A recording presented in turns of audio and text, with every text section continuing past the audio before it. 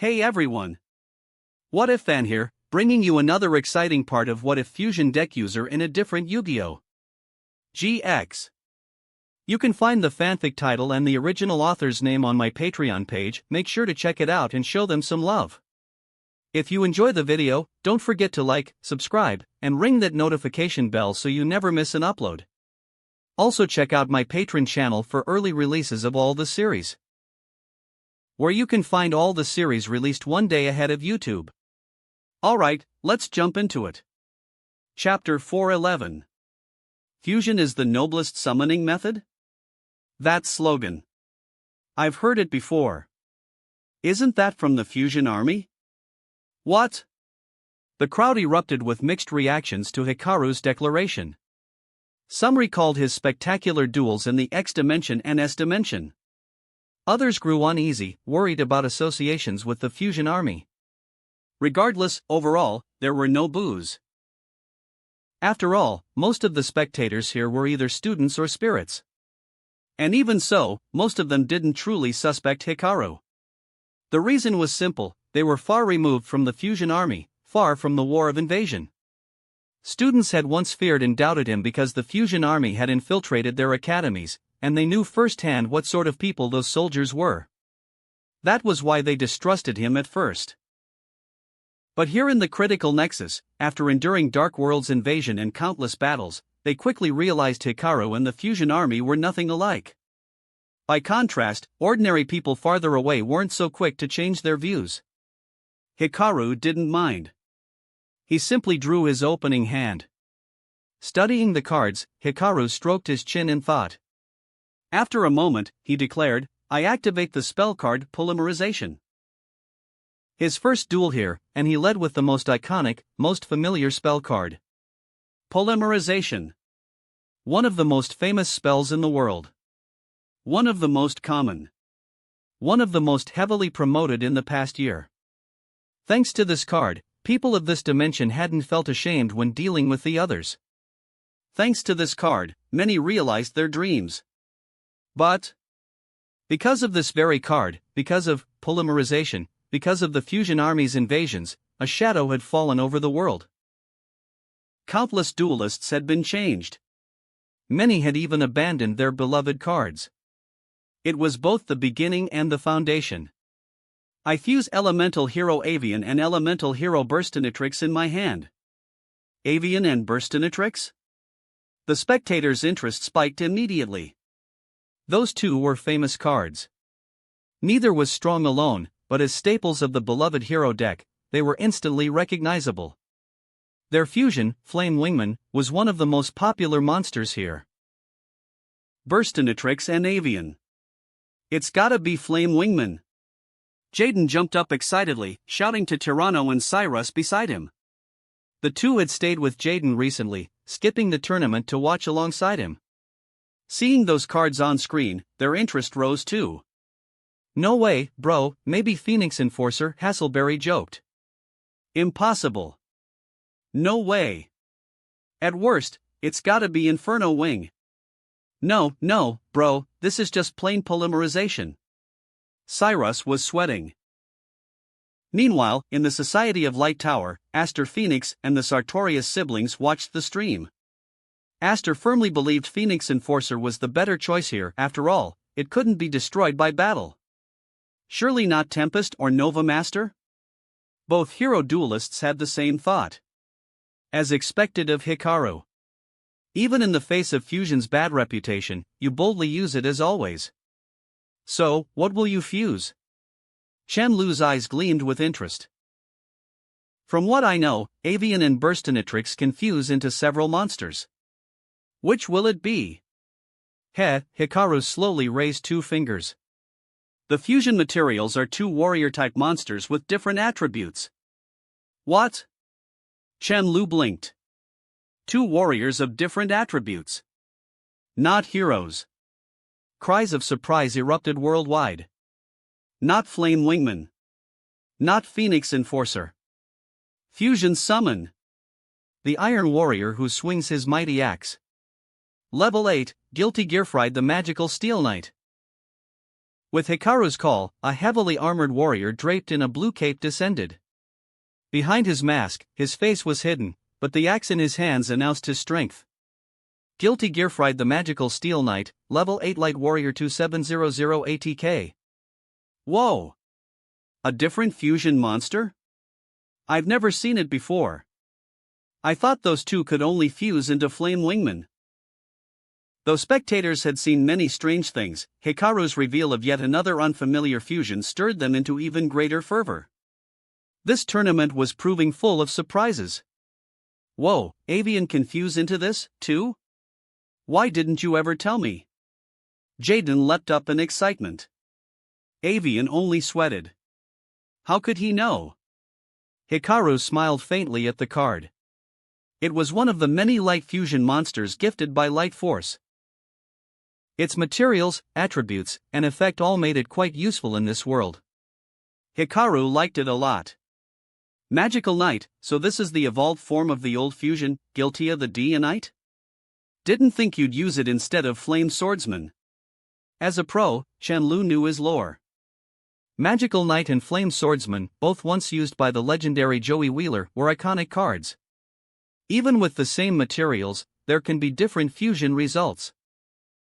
That is what fusion is, Hikaru said softly, setting a card face down. I set one card and end my turn.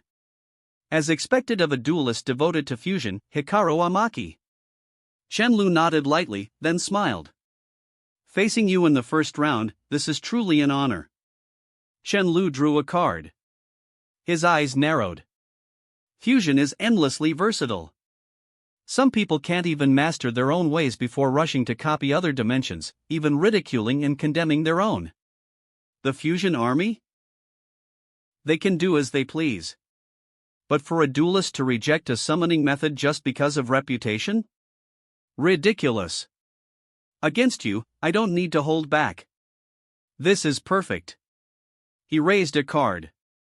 A strange spotlight fell before him, illuminating the monster zone. That effect? Hikaru's brow arched. I discard Vision Hero Poisoner to special summon Vision Hero Ferris. With Qianlu's call, the light flared, projecting a phantom. A pink-armored hero appeared from the shadows. Vision Hero Ferris, Level 5 DRK Warrior 1600 ATK. A Vision Hero. Chapter 412, let's start with me. Vision Hero? I've never seen that card before. A new kind of hero? Inside the Society of Light's tower, Sartorius and his sister Serena looked at Aster Phoenix. Aster thought for a moment and said, My father once considered designing a Vision Hero series separate from the Destiny Hero cards, but he ultimately pursued Destiny Hero instead. I didn't expect someone else to be using them. They must have come from another dimension. On the field, Hikaru also asked his opponent the same question. Qianlu nodded. That's right. This Vision Hero series is exactly what I encountered unexpectedly during my Dimension Exploration internship. He held up a card, and a strange lamp-like shimmer swayed toward Hikaru. Vision Heroes are heroes hidden in the darkness, rescuing those who are lost or preyed upon in the night. They can manifest as images, changing form across different spaces. They don't keep a fixed base. As long as there are cameras and lights, they may be there, silently guarding people and spirits alike. That truly is heroic, Hikaru said. Indeed, unsung heroes who protect the world. Then bringing them into this duel leaves only one goal, doesn't it? Of course, Hikaru. Qianlu clenched his fist. You're a top contender for the championship, and like me, you're a duelist who specializes in fusion. Even when the outside world slanders fusion, you stand by it. I respect that, and against an opponent like you, the Vision Heroes are more worthy than ever to appear. The effect of Vision Hero Ferris: when this card is normal or special summoned, you can place one Vision Hero monster from your deck into your spell and trap zone as a continuous trap. After that, until the end of this turn, you cannot special summon monsters from the extra deck, except hero monsters. Come forth, Vision Hero Increase. A searchlight fell from the sky, its beam fixing on Qianlu's spell and trap zone as the card materialized there. Oh! He actually used a monster as a trap card? How interesting. Ferris fetching increase, such was a standard Vision Hero opening. Hikaru stroked his chin thoughtfully. He had already noticed that Aster Phoenix didn't have access to the Vision Hero series. In this world, Aster's father had only completed the Destiny Hero line for him. But given how much this world had changed, it wasn't unthinkable that Aster's father might have planned the Vision Hero line too, he just never finished it. Still, whether Destiny Hero or Vision Hero, both lines were integral to hero decks. Especially Increase, its role was indispensable. The effect of Vision Hero Increase. If this card is in your spell and trap zone, during your main phase you contribute one hero monster you control, special summon this card. Bang! The spotlight cut out and, with a burst of light, Increase leapt from the spell and trap zone to the monster zone. Vision Hero Increase Level 3 Dark Warrior ATK 900. It's not over yet. When Increase is special summoned from the spell and trap zone, I can special summon a level 4 or lower Vision Hero from my deck. Come on, Vision Hero Vion. A violet glow swept across the field, shaping itself into a hero clad in mechanical armor. Vision Hero Vion Level 4 Dark Warrior ATK 1000. The effect of Vion. When it is special summoned, I can send one hero monster from my deck to the graveyard. I send Elemental Hero Necroshade. Hikaru's eyes narrowed slightly. Not Shadow Mist.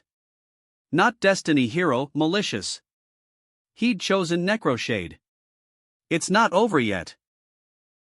Vion's second effect, once per turn, I can banish one hero monster from my graveyard to add polymerization from my deck to my hand. I'd banish Necroshade. Chen Lu slid the card into his graveyard, then calmly retrieved polymerization from his deck. Wow, such novel heroes. Hiss, such powerful heroes. The crowd buzzed in astonishment, awed by the seamless chain of effects. Jaden, who had fought countless hero mirror matches, didn't leap up with blind excitement this time. Instead, he crossed his arms and analyzed seriously. Wait, Increase brings out Vion, Vion loads the graveyard, then searches polymerization. That's almost every piece you need in one clean sequence. He nodded repeatedly, impressed. Not only can Vision Heroes search for multiple hero monsters, but they can even guarantee polymerization. That's incredible synergy. If there's further support. Chen Lu slammed a card onto his duel disk. I activate the spell card, Polymerization. Now, Hikaru, let me show you my own brand of fusion.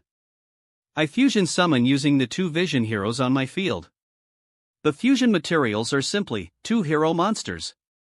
What? Wait, hold on. That condition? Heroes hidden in the darkness, who guard the weak. Now, materialize and accept the cheers you deserve. Fusion Summon Level 8, Vision Hero Adoration. A blinding sweep of searchlights converged on one spot.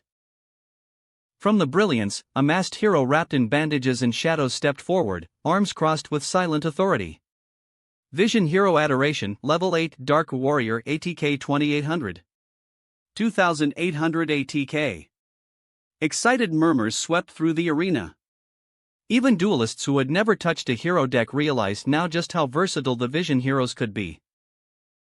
Chen Lu's earlier explanation, that they were heroes from another dimension, guardians working in the shadows, suddenly seemed very real to everyone watching.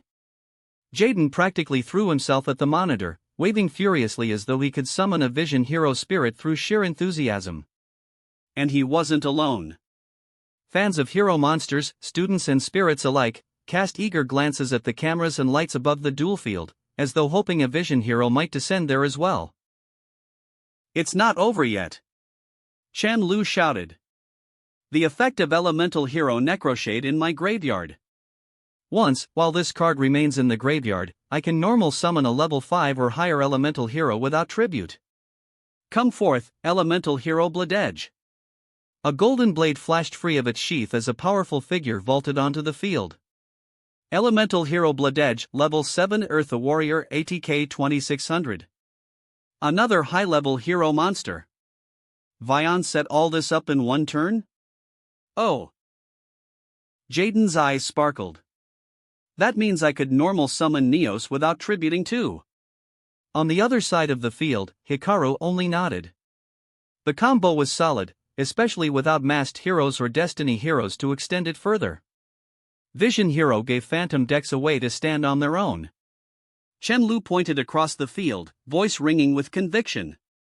Amaji Hikaru, I came to this tournament to win. I want the world to understand heroes who fight in silence, Vision heroes. So I'll go all out. He raised a hand. Adoration's effect activates. Once per turn, I can target one face-up monster you control and one other hero I control. Your monster loses ATK equal to my target's ATK until the end of this turn.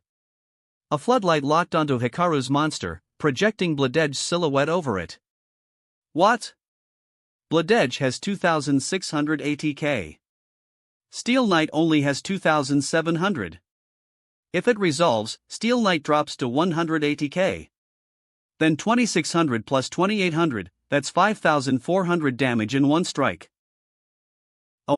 Sparks rained down as Adoration's body flickered, shattered into fragments, and was wiped from the field. Chen Lu froze, wide-eyed. Unbelievable. That monster not only has 2700 ATK, but it can also protect itself like that? Talk about unfair. The audience buzzed, torn between awe and sympathy. If Chen Lu hadn't gone for the flashy one-turn kill, he could have simply attacked head-on with Adoration. With 2800 ATK, he would have had the advantage over 2700. Even if Hikaru survived, Chen Lu would have held a clear lead. Chen Lu let out a slow breath, steadying himself. His eyes flicked down to his hand. He still had one option. Even so, I'm not done yet. I set one card face down and end my turn. Hikaru's eyes narrowed as his duel disk lit up. Then it's my turn, draw. Let's begin, Dark Contract. Hikaru drew his card and glanced at it. I discard Evil Hero Adusted Gold from my hand to add Dark Fusion from my deck to my hand. Then, spell card, Fusion Recovery. Fusion Recovery returned Elemental Hero Burstinatrix and Polymerization from his graveyard to his hand. Next, spell card, Fusion Deployment. I reveal Evil Hero Infernal Wing in my extra deck. Since its listed materials are Elemental Hero Avian and Elemental Hero Burstinatrix, I special summon one of them from my deck. Come, Elemental Hero Avian. Elemental Hero Avian, Level 3 Wind Warrior, 1000 ATK/1000 def. Whispers rippled through the hall. Today he's actually assembling materials the old-fashioned way. I thought he'd brute force another deck fusion line.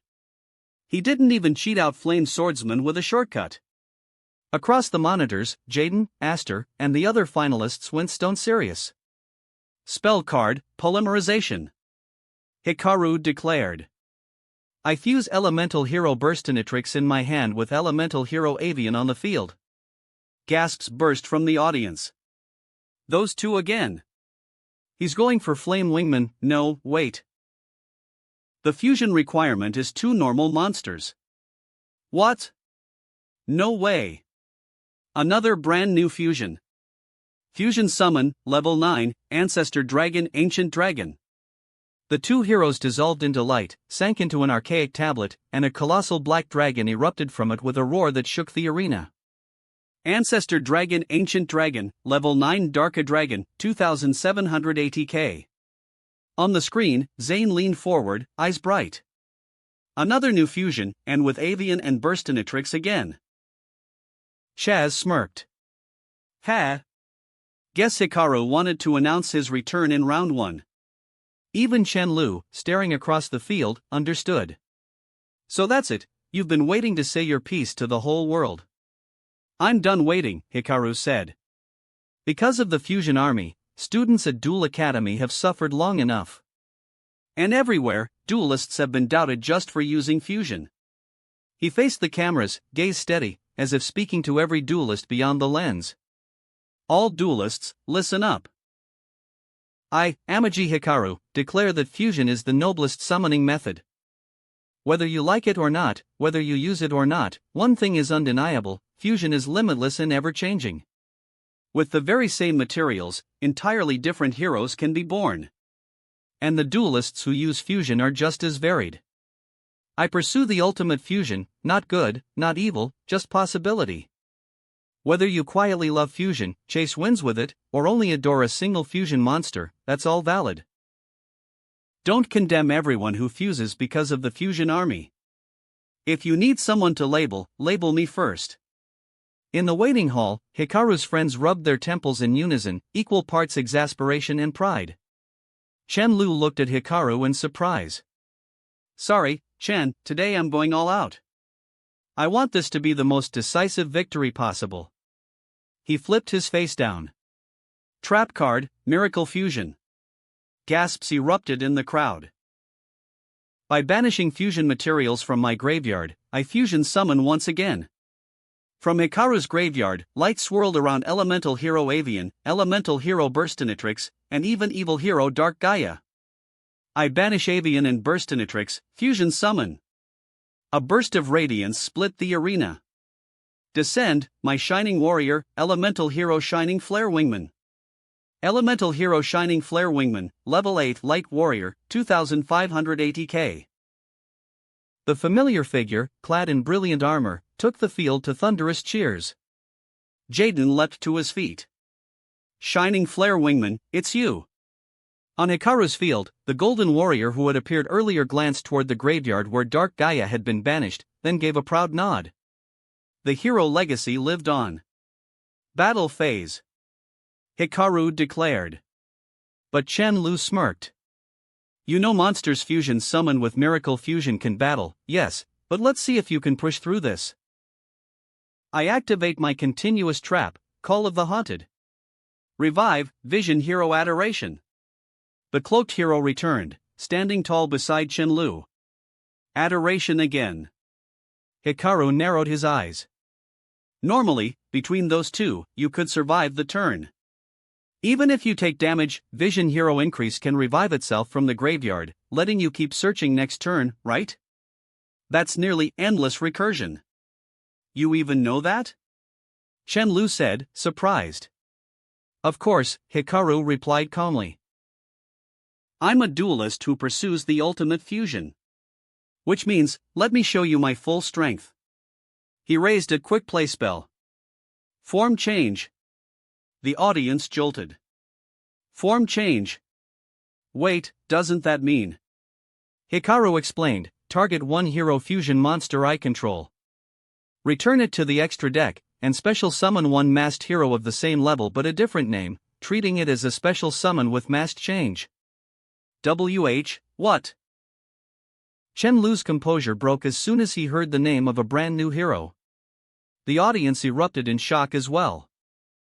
Return Shining Flare Wingman to the extra deck, special summon. Masked Hero Koga. Spotlights cut through the air. In the span of several flashes, a warrior clad in shining white armor, face fully concealed beneath his mask, appeared beside Hikaru. Masked Hero Koga Level 8 Light Warrior, 2500 ATK. Masked. So cool. The crowd marveled. Unlike the heroes they had seen before, this one carried an aura both mysterious and intimidating. More than that, it was a fusion-type hero that had appeared without polymerization or any traditional fusion spell. That Hikaru guy. Chaz chuckled. Ha! Zane smirked faintly. After playing it straight with polymerization for so long, he circles back to his old style. That's the Hikaru I know, never limiting himself to one kind of fusion. All-encompassing fusion, Bastion said firmly. That's what defines him. Hikaru raised his hand. For every monster on the opponent's field, Koga gains 500 ATK. Koga's blade glowed. ATK, 2500 3500. Chen Lu's eyes widened, then steadied. Not bad. But I won't panic. I've come this far with my own heroes. Koga's second effect. Hikaru declared. Once per turn, banish one hero from the graveyard, then target a face-up monster on the field. That monster loses ATK equal to the banished monster's ATK until the end of this turn. This effect can even be used during my opponent's turn. He raised a hand toward his graveyard. I banish elemental hero Burstinatrix. Koga's fangs glowed, locking onto Chen's elemental hero Bledege. Bledege ATK, 2600-1400. Battle. Koga, attack Bledege. The masked warrior darted forward, then vaulted high, driving a crushing kick into Bledege's chest. The golden hero shattered. Chen Lu LP, 4000-1900. Chen clenched his teeth. Then the effect of my vision heroes in the graveyard activates. When I take damage, I can place one as a continuous trap in my spell/trap zone. Come forth, vision hero increase. A ray of light fell on his back row, leaving behind the glowing silhouette of increase. Hikaru only shook his head. It won't matter. Next, Guilty Gear Fright attacks Adoration. What? Chen gasped. My monster's effect, once per turn, during damage calculation when it battles. Banish one spell card from my graveyard, and Guilty Gear Fright's ATK increases by half its def until the end of the turn. I banish Polymerization Recycle. ATK, 2700-3500. Guilty Gear Fright's axe cleave through Adoration, scattering it like broken pixels. Chen Lu LP, 1900-1200. He exhaled. So even without that negation last turn, Adoration couldn't stand against your knight. Hikaru's gaze sharpened. Finally, Ancestor Dragon. Direct attack. The ancient dragon soared skyward, wings churning a violent gale before releasing a roar that engulfed the field. Chen's remaining life points collapsed under the storm. Chen Lu LP, 1200-0. Winner, Amaji Hikaru. Chapter 413, Battle Schedule. After the duel ended, Amaji Hikaru waved to the audience, and cheers erupted from every direction. So strong, Chen Lu, the Vision Hero duelist, walked over from the other side, rubbing the back of his head. He muttered, if Masked Hero can transform any hero fusion monster, then theoretically even Adoration could change into a Masked Hero, right? Although Hikaru had just used form change, Chen Lu heard the words and guessed there must be other ways to transform. Hikaru turned with a smile and extended his hand. Your vision heroes are powerful too, they can call forth any hero. I'm sure even Aster Phoenix and Jaden would be very interested in them. Aster and Jaden? Oh, those two, right? Chen Lu had been in the Nexus dimension for long enough to recognize their names. As soon as they were mentioned, curiosity flashed in his eyes. Why haven't I seen them? As a fellow hero user, he wanted to meet those two duelists. After all, Hikaru wasn't a pure hero specialist, but a dedicated fusionist. They're both busy, Hikaru replied without elaborating. Chen Lu sensed that pushing further would be pointless. He simply nodded, then pulled out a card and studied Vision Hero Adoration. His expression shifted, as though he was receiving some unseen message. Actually, the Vision Heroes are already present in this dimension, he said, then looked up at Hikaru. And not just them. Many other spirits have also come. After all, Nexus Dimension connects to every spirit world. From here, you can reach any spirit dimension. Naturally, many spirits curious about human duelists have crossed over. Oh? Hikaru raised an eyebrow. Did that mean there were far more spirits here than anyone realized? Perhaps, he thought. He glanced at a nearby camera, the same one he had felt watching him during the duel. Noticing this, Chen Lu chuckled. That's right. Just as you sensed, other spirits, even other vision heroes, have been observing you. And their impression of you seems very favorable. That's truly wonderful, Hikaru said warmly. He waved toward the camera, though this time, it gave no visible reaction. Chen Lu laughed again. Vision heroes were reclusive by nature. If noticed, they would simply shift to another vantage point. But their retreat only proved how highly they regarded Hikaru. After exchanging farewells, Chen Lu walked off in another direction, while Hikaru returned to the preparation hall. When Hikaru arrived, his friends were already gathered, congratulating him on his victory. Meanwhile, the next stage of the tournament was beginning. A total of 37 duelists had collected all 8 stamps. The first round of duels took several days, reducing the number of competitors to 18, excluding one duelist who advanced by receiving a bye. But instead of immediately proceeding to round 2, the organizers announced the revival round. 18 duelists would face off, with 9 winners being re-promoted. These players would then re-enter the competition, battling through 2 more rounds until only 7 remained for the grand finals. After that, 1 more competitor would be revived from among the eliminated players, dueling against the bye-round duelist to complete the final bracket. And then, the true top 8 would be set.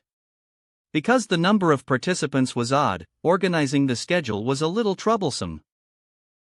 Still, thanks to this setup, the duelists who had won their first-round matches now enjoyed a decent break. They could either rest or take the chance to gather intel on their next opponents. Attention, all duelists. For the second round, the Gashapon machine will no longer be used for random pairings. Instead, a fixed matchup table will be displayed.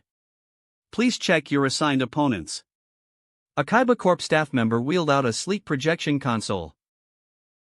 With a whir, the device lit up and cast a large holographic bracket in the center of the hall. This time, instead of just numbers, the duelists' names were clearly listed. There were even special placeholders for winner of Revival Match number 1, showing exactly where the Revival duelists would slot into the bracket. I'm matched against the 3rd Revival winner? Bastion studied the chart, his finger tracing the line to his name. After thinking a moment, he nodded. Makes sense. This way, the winner's bracket gets the advantage. We already know who the loser's bracket survivor will be, so we can prepare strategies in advance. I thought the winner's bracket was just filler, Atticus said with a laugh. He wasn't wrong, but for Atticus, the important thing wasn't his immediate opponent, it was what came after. If his math was right, winning this round meant his next match would almost certainly be against Zane. And Atticus couldn't imagine the current Zane losing to any professional duelist. What a shame we didn't meet in the first round. The voice came from behind Hikaru. Turning, he saw a girl with long golden hair and wine-red eyes. Tall black boots, white gloves, and a commanding stance gave her an aura of sharp elegance. It was Gloria Tyler. Her sister had chosen not to enter the finals, saying she disliked one-on-one duels, so Gloria was the only one competing. Her sibling, of course, was in the stands, cheering her on. According to Misawa, the sisters had spent over a month honing their skills and had even earned the recognition of the legendary Amazonas Queen herself, allowing them to wield the powerful Amazonas Empress. Their target was clear, defeating Hikaru. Hikaru raised an eyebrow as his eyes settled on Gloria's name in the bracket. On the holographic bracket, their names sat at opposite extremes, Gloria Tyler's on the far left, Amagi Hikaru's on the far right. It's good to be confident, Hikaru said, raising an eyebrow. He gestured toward a figure nearby. But your opponent is Chaz. He's no pushover. At the mention, Chaz turned from the bracket and, noticing Hikaru's gesture, gave a casual wave. Gloria followed his gaze. Her confident smile didn't waver. Chaz, right? Kaiba's protege, one of the senior duelists in the fusion department. But the last time he dueled alongside you, he was just a supporting role. Her eyes hardened. I will win. Hikaru leaned back slightly, surprised by her certainty. For a moment, he hesitated, then decided their rapport was good enough for some honesty. Gloria, he said with a faint smile, do you know? Ever since I enrolled at Duel Academy, every single person who said I will win against me has lost. What? Is that supposed to be some kind of superstition? Gloria asked, raising a brow. She waved off the remark with a light flick of her hand. Either way, I'll see you in the finals. With that, she turned and walked off, her boots clicking confidently against the marble floor. What could Hikaru say to that? He exhaled softly, wishing her good luck. But his own concerns pressed back in. Because his opponent in the next round was none other than duelist number 31, Anseal, wielder of Skill Drain. Chapter 414, Observation Competition. Light and Darkness Dragon, Direct Attack. Gah! The arena quaked under the dragon's roar. 3 days later marked the start of the second round. Although Gloria had fought with everything she had, luck was fickle. Defeated, she cast a quick glance at the audience, then at Hikaru, who was watching from the preparation hall. Her cheeks burned red as she quietly slipped away toward the revival bracket. She still had one chance left. Even if only a single spot remained, she couldn't afford to give up. But remembering how confidently she had declared she would win, only to be proven wrong, made her face sting with embarrassment. Hikaru rubbed his temple. Maybe his warning really had been a curse. The second round duels that followed were fiercer than ever. Audiences began tuning in at this fixed time every day, unwilling to miss a single match.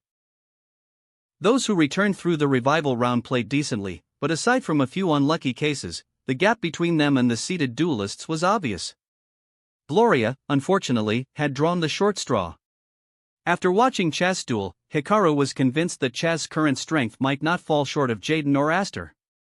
His power carried a weight that was hard to describe, raw, unshakable, and overwhelming. Facing him in the very first round had been nothing short of bad luck for Gloria. Worse still, Gloria had only focused on herself. She had ignored her opponent, and that arrogance made her loss inevitable. As the last duelist scheduled to fight in the round, Hikaru had time to study the others. He began by looking at the Rhodes siblings' decks. Alexis continued with her Cyber Angels. Though her strategy hadn't changed, the consistency of Cyber Angel Ida-10 and Machine Angel Ritual let her recycle resources with ease, overwhelming her opponent. Atticus, however, surprised Hikaru. His deck was no longer purely red ice. To be precise, it wasn't entirely red ice anymore.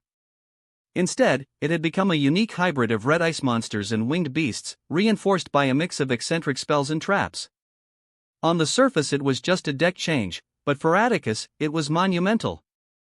Once cursed by darkness, his deck had always been forcibly twisted into a red ice theme, no matter what he built. Now, the fact that he could freely integrate other archetypes meant he had learned to adapt. It sounded exaggerated, but it was real. In the original story, Atticus eventually reached the same point. But how had he increased his spiritual resilience so much in so little time? Was he actually wearing the darkness mask every single day to train? That seemed far too reckless, even for him. By the time that thought crossed Hikaru's mind, he had to admit it was probably true.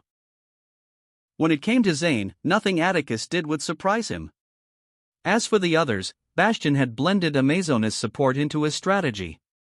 Axel Brody still ran Pyro monsters, but his lineup had diversified.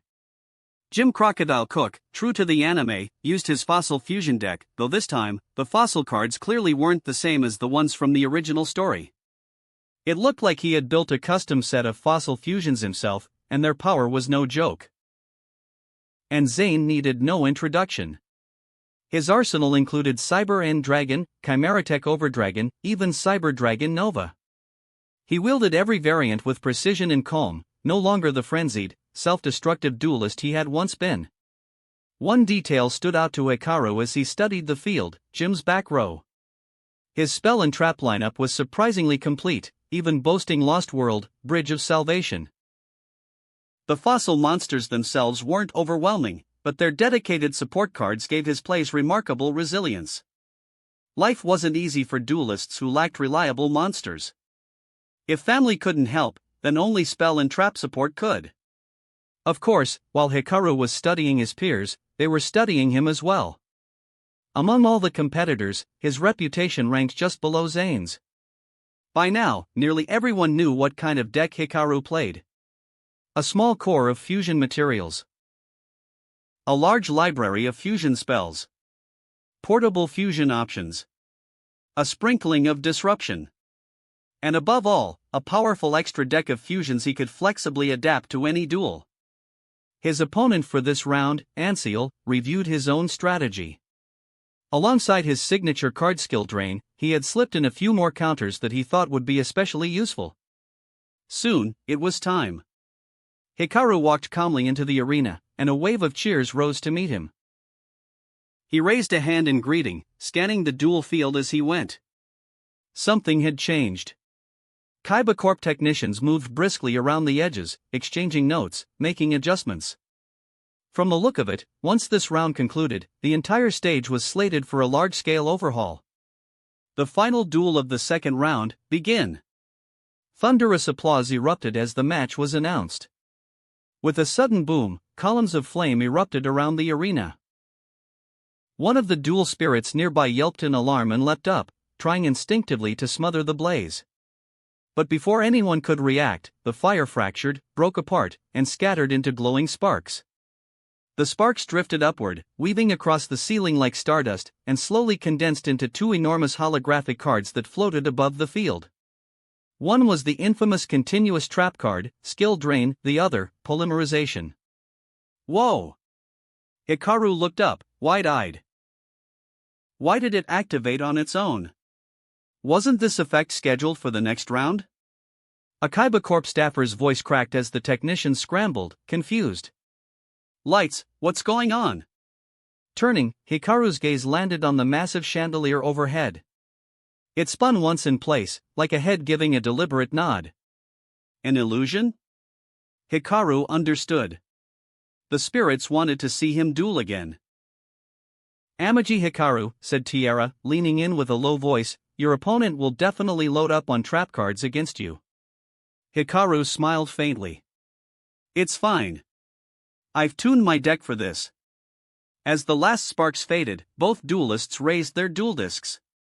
The arena lights converged on them, and in unison, they declared. Duel. Duel Academy East European Branch, Equality for All Anseal LP, 4000. Duel Academy, Main School, Absolute Fusionist Amagi Hikaru, LP, 4000. A final flash lit the stadium, and the duel began in earnest. Chapter 415, Advanced Techniques. It's my turn. Anseal drew with a flourish, glanced at the card, and his lips curled into a showman's grin. Normal Summon Beryl Dragon. The ground thundered. Two colossal cannons burst upward, followed by a massive, crimson-plated mechanical dragon rumbling forward on tank treads. With the upgraded Kaiba Corp hologram systems, it looked gigantic. Spectators swore they could almost feel the barrels looming over them. Beryl Dragon, Level 7 Dark Machine, ATK 2600. Ha! A Level 7 monster, normal summoned without tributes. That shouldn't be possible, Level 7 monsters need 2 tributes. The audience buzzed in shock. Anseal spread his arms like a stage magician. Ladies and gentlemen, witness the first act of tonight's magic show, the Great Mechanical Dragon Transformation. Beryl Dragon can be normal summoned without tributing. Gasps rippled through the stands. But if summoned this way, Anseal continued, raising one finger dramatically, its original ATK in def are halved. Before everyone's eyes, Beryl Dragon's imposing frame compressed, its cannons shrinking. Beryl Dragon, ATK 2600-1300. Eh? Then what's the point of summoning it like that? Someone muttered. Anseal's eyes glittered as if he'd been waiting for the line. Good question. With only 1300 ATK, it shouldn't survive, but don't blink. The real trick is about to begin. I set 2 cards and end my turn. My turn. Hikaru drew calmly, ready to counter. But before he could act. Hold it, Amagi Hikaru. Anseal shouted. I pay 1000 life points to activate the continuous trap, Skill Drain. Anseal LP, 4000-3000. The trap depicting a dark underworld king flipped face up. A wave of oppressive energy rolled out across the field. Beryl Dragon's diminished body surged back to its full size, cannons glowing with power once more. Beryl Dragon, ATK 1300-2600. What? Its ATK went back up? But Skill Drain negates monster effects, how? Anseal wagged his finger smugly. Exactly. The 1300 ATK was in effect. With Skill Drain negating it, Beryl Dragon reverts to its printed stats, 2600 ATK. Now the show can truly begin. Gasps of surprise rippled through the stands. Even some dual spirits began murmuring among themselves. Unlike his earlier matches, Anseal wasn't relying on low-level monsters with surprisingly high ATK. This time, he went straight for an upper-level monster. The intent was the same, but the impact felt entirely different. How about that, student Amagi? Quite the magic trick, wasn't it? Hikaru chuckled. I'll admit, it was a pretty flashy trick. Still laughing? Then what will you do with a hand like that? Tiara, standing close by, frowned. Why didn't you draw Mystical Space Typhoon? Tiara asked, frowning. In her mind, as long as Hikaru had back row removal, he could simply destroy skill drain and continue the duel smoothly. But right now, Hikaru's hand was stacked almost entirely with fusion support. How would he answer this situation? Watch closely. It's about time I showed you an advanced combo. Tiara blinked, confused. I activate the continuous spell, Brilliant Fusion. A gleaming white gemstone descended, shimmering in the air in front of Hikaru. Oh, I know that one, it's a fusion spell that uses materials from the deck, Anseal said, narrowing his eyes. Gem Knight. In the waiting hall, Jim's eyes lit up. He called excitedly to his crystal beasts, Ruby, look, it's a Gem Knight card. Ruby leapt onto his shoulder, its jewel-like tail glittering as it gazed up at the hologram. Using Brilliant Fusion now? Atticus tilted his head. As long as your opponent controls a monster, Brilliant Fusion lets you send fusion materials straight from your deck to the graveyard to fusion summon a Gem Knight fusion monster. The drawback is that when Brilliant Fusion leaves the field, that monster is destroyed. Plus, after you activate this effect, you can only special summon Gem Knights from the extra deck for the rest of the turn. The classic Gem Knight restriction, Zane observed coolly. It seems Hikaru isn't planning to branch into multiple fusion paths today, Alexis added, catching on to the strategy. Hikaru spread his cards across the duel disc.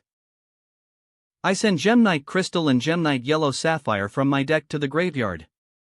Fusion summon. A radiant silver-white knight burst forth, cape billowing as it descended gracefully from the light. Level 7 Gem Knight Prismora.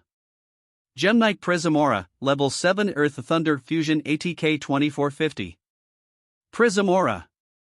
It's Gem Knight. Students from the fusion department burst into cheers the moment the silver-armored warrior descended onto the field. Captain, you can do it. Serena shouted from the stands, calling out to the knight who had become Hikaru's signature fusion monster. Among Hikaru's Gem Knights, Prismora had appeared countless times, nearly as often as his Flame Swordsman variants. It was one of his earliest and most beloved fusions, a card that had even inspired younger fusion department students to pick up Gem Knights themselves. Prismora turned slightly, as if to acknowledge Serena's voice, when suddenly its body stiffened. A sinister aura washed across the field. Its knee buckled, the knight nearly collapsed before bracing itself with its spear. The radiant silver of its armor dulled to gray, its form flickering with instability. What is this? Prismora whispered hoarsely. Across the field, Anseal's trap card glowed ominously. Skill Drain. Not good. Under Skill Drain, Prismora's effect is negated, one of the students exclaimed. It can't use its destruction effect. Every spectator nodded. Prismora's effect, to discard a Gem Knight card and destroy a face-up card on the field, was useless here. Anseal smirked. Exactly. All you've got left is a beatstick. But Hikaru only smiled faintly. Normally, yes. But a duel is decided in the details. He raised his hand sharply. I discard Gem Knight Fusion to activate Prismora's effect, targeting Skill Drain. Gasps erupted. Impossible, Skill Drain cancels it out. What is Hikaru doing? Even Tiara, floating beside him, looked baffled. Why would you activate an effect that's already negated? Hikaru's eyes glinted. Watch carefully. One day, you'll need this technique yourselves. Chaining to Prismora's effect, I activate the quick play spell, Fusion Release. Light flared. Prismora's body shattered apart, reverting into Gemnite Crystal and Gemnite Yellow Sapphire. But at the exact moment the fusion monster left the field, a golden shockwave burst forth. The energy of Prismora's discarded effect surged unchecked, slamming directly into Anseal's trap. Skill drain cracked once, twice, and then boom! The card shattered into fragments of light. The audience leapt to their feet. Skill drain was destroyed. Chapter 416, Gemnite Master Diamond. Impossible. Anseal's eyes widened as his continuous trap disintegrated into shards of light. Skill drain crumbled before him, the fragments scattering across the duel field. Why was skill drain destroyed? What's happening? Wasn't Prismora's effect negated? The audience erupted in confusion, voices overlapping in disbelief. It's simple. Hikaru raised one finger, addressing both Anseal and the crowd. I used fusion release to bypass skill drain. Remember, different cards negate in different ways. Skill drain only negates the effects of monsters while they remain face-up on the field. Understanding dawned across Anseal's face. So that's it. Once Prismora left the field with fusion release, it was no longer a valid target for skill drain's continuous negation. Its effect resolved as normal and destroyed my card. If skill drain had been worded as the activated effects of face-up monsters are negated, then Prismora would never have succeeded, even if it returned to the extra deck. He laughed and clapped once in admiration. Brilliant! Absolutely brilliant! I've dueled countless players, and most only rely on generic back row removal, cards like Mystical Space Typhoon, to deal with skill drain. But you? You used a fusion technique itself to break through. As expected of Amagi Hikaru. From the sidelines, Tiara's expression shifted to thought. So, this means my Infernoids could also. She trailed off, already theorizing how the interaction applied to her deck. Meanwhile, duelists in the waiting hall murmured in excitement. Incredible! I always thought Hikaru's victories came from overwhelming fusion monsters alone, but this proves it. His real strength lies in understanding the rules, the nuances, the inclusiveness of fusion itself. Just like he always says. Anseal raised a hand dramatically, regaining his showman's bravado. But don't celebrate too soon. Skill drain may be gone, but my Beryl Dragon still stands at 2,600 ATK. Your Gemnites can't overpower it. The machine dragon rumbled menacingly, twin cannons glowing as if to punctuate his claim. It's fine, Hikaru said with a confident smile. Because I'll simply fusion summon again. I activate the spell card Polymerization Substitute. He slid the card into his duel disk. This card is treated as polymerization. I fused the Gemnite Crystal and Gemnite Yellow Sapphire on my field. Fusion summon again? Come forth, Captain, once more, join your comrades and shine together. Hikaru shouted, his dual disc glowing with the light of fusion. Fuse into the brilliance of light. Fusion summon. Gemnite Prismora, level 7 Earth Thunder Fusion ATK 2450. Anseal frowned as he looked at the field. Hikaru raised another finger, explaining to the audience as much as to his opponent, Gemnite Prismora's effect is simple. Once per turn, by discarding one Gemnite card, it can destroy a face-up card on the field. But here's the important part, this effect isn't restricted by card name. That means if I control multiple Prismora, each one can use its effect once per turn. The crowd gasped. Then, doesn't that mean it can destroy Beryl Dragon right now? Unbelievable, skill drain's already gone, and now even Beryl Dragon is in danger. Anseal's expression wavered, though he quickly tried to regain composure. But for Prismora to use its effect, you still need to discard a Gemnite from your hand. It doesn't matter, Hikaru interrupted with a calm smile, pointing toward his graveyard. Because the voice of Gemnite Fusion is still calling to me. The audience leaned forward. Gemnite Fusion's effect, if this card is in your graveyard, you can banish one Gemnite monster from your graveyard to add this card back to your hand. Gasps followed. He can reload Prismora's effect like that? I banished Gemknight Yellow Sapphire from my graveyard to return Gemknight Fusion to my hand. Then, I discard it again to activate Prismora's effect, Destroy Beryl Dragon. Prismora's silver armor shone as it steadied its stance. With fearless resolve, it thrust its spear forward. A beam of crystal energy erupted, tearing through Beryl Dragon's cannons. Boom! The mechanical beast exploded in a shower of gears and plating. Captain, you're amazing. Amazing, Captain. Fusion department students cheered wildly, waving their dual discs in support. Hikaru's voice rang out over the noise. Now, with no monsters left to defend you, battle phase. Prismora, attack directly. But Anseal slammed a palm down on his dual disc. Trap card, activate. Continuous trap, gravity bind. The hologram shifted, chains of green light wrapping around the field. As long as this card remains on the field, monsters level 4 or higher cannot attack. The audience murmured at once. Hikaru only raised his eyebrows. So be it. Then I used Gemknight Fusion's effect once again, banishing Gemknight Crystal to return it to my hand. I end my turn.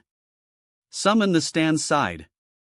The direct attack would not have ended the duel outright, but it would have heavily pressured Anseal. Still, most agreed Hikaru had gained the upper hand. With skill drain gone and Prismora on the field, it was only a matter of time. Next turn, Hikaru could simply discard Fusion again to destroy Gravity Bind. Anseal clearly knew it as well. Yet instead of panic, he raised his head with a flourish, voice booming like an entertainer on stage. Friends! Right now, I stand in danger. If I cannot find an answer this turn, next turn Hikaru will break my trap and finish me. But tell me, do you think I can turn this around? The audience broke into murmurs. Maybe. Who knows? Anything can happen. Anseal spread his arms wide. That is the beauty of a duel. The thrill of the unknown. And now, Hikaru, I will, Dark Contract. Hikaru chuckled lightly. Even his theatrics are entertaining. Alright then, let's see what you've contracted. Anseal glanced at his card, lips curling into a smile before quickly twisting his face in mock despair. No. The crowd laughed at his performance. They knew from his reaction that whatever he drew wasn't the solution. Some even began sitting back down. Behold, he shouted, holding the card high. The spell card, Magic Planter. Holographic light displayed the card in full for the audience. Magic Planter, send one face-up continuous trap you control to the graveyard, then draw 2 cards. Gasps rippled again. If I send away Gravity Bind, I'll draw 2 cards.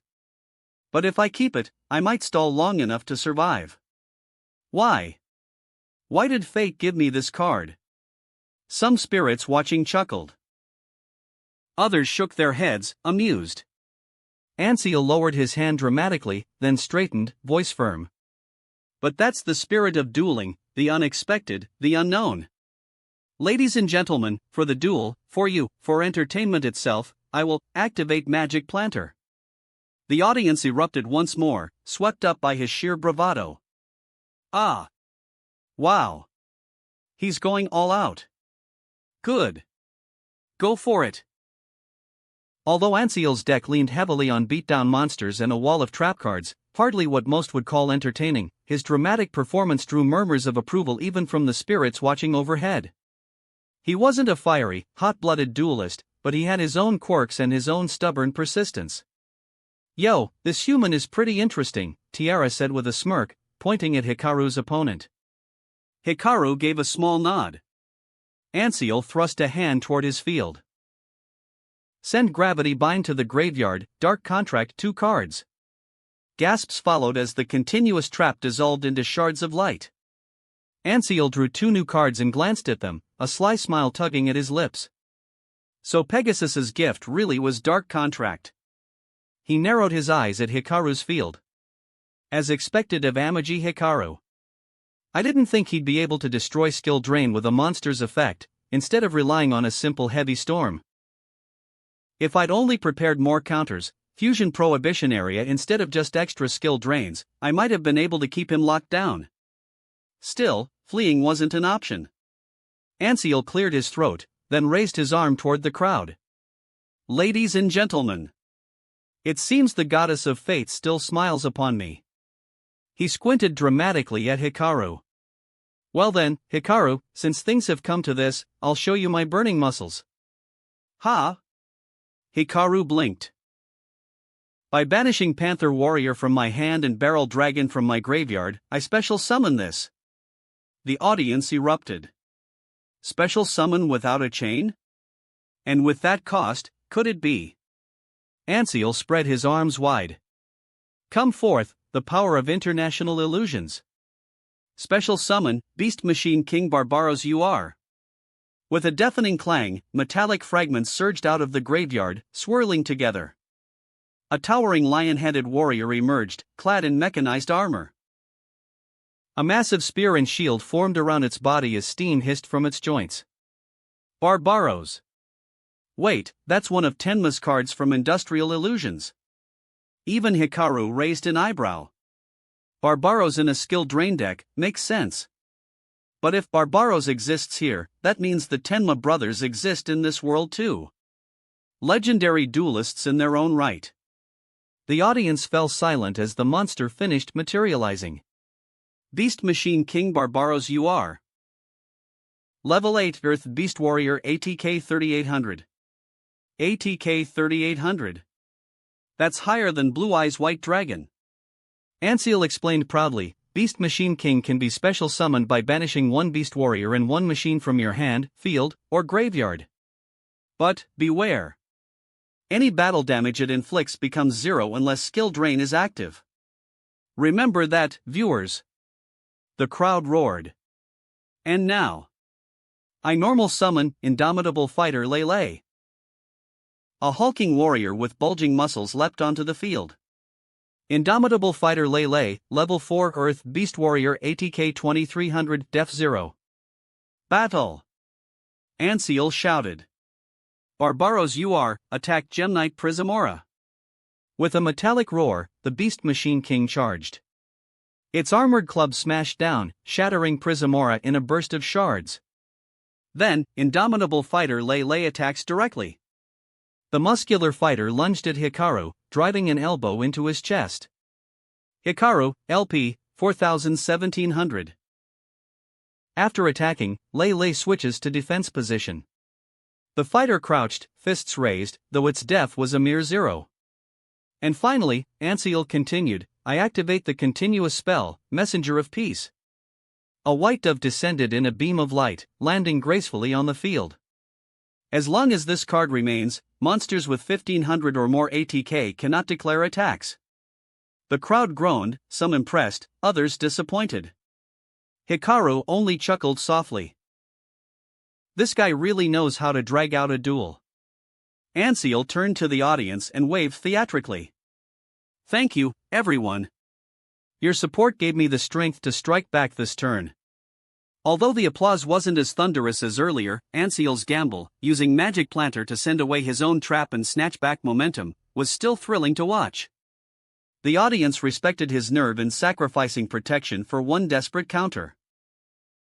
Some dual spirits that thrived on trap synergy, or who resonated with Indomitable Fighter Lele's effect, cheered even louder. How about it, Hikaru? Can you break through? Tiara asked softly. She wasn't doubting him, she simply acknowledged that Anseal had come prepared. After striking damage, he had locked the field down, and with Beast Machine King Barbaros UR, at 3800 ATK, the threat was real. Hikaru's expression remained calm. It's fine. This is still within expectations. I didn't account for Barbaros specifically, but I've known his deck skeleton for a while. He raised his hand. And my counterplay is already set, my turn, draw. Cameras across the stadium locked on him as the new card slid into his hand.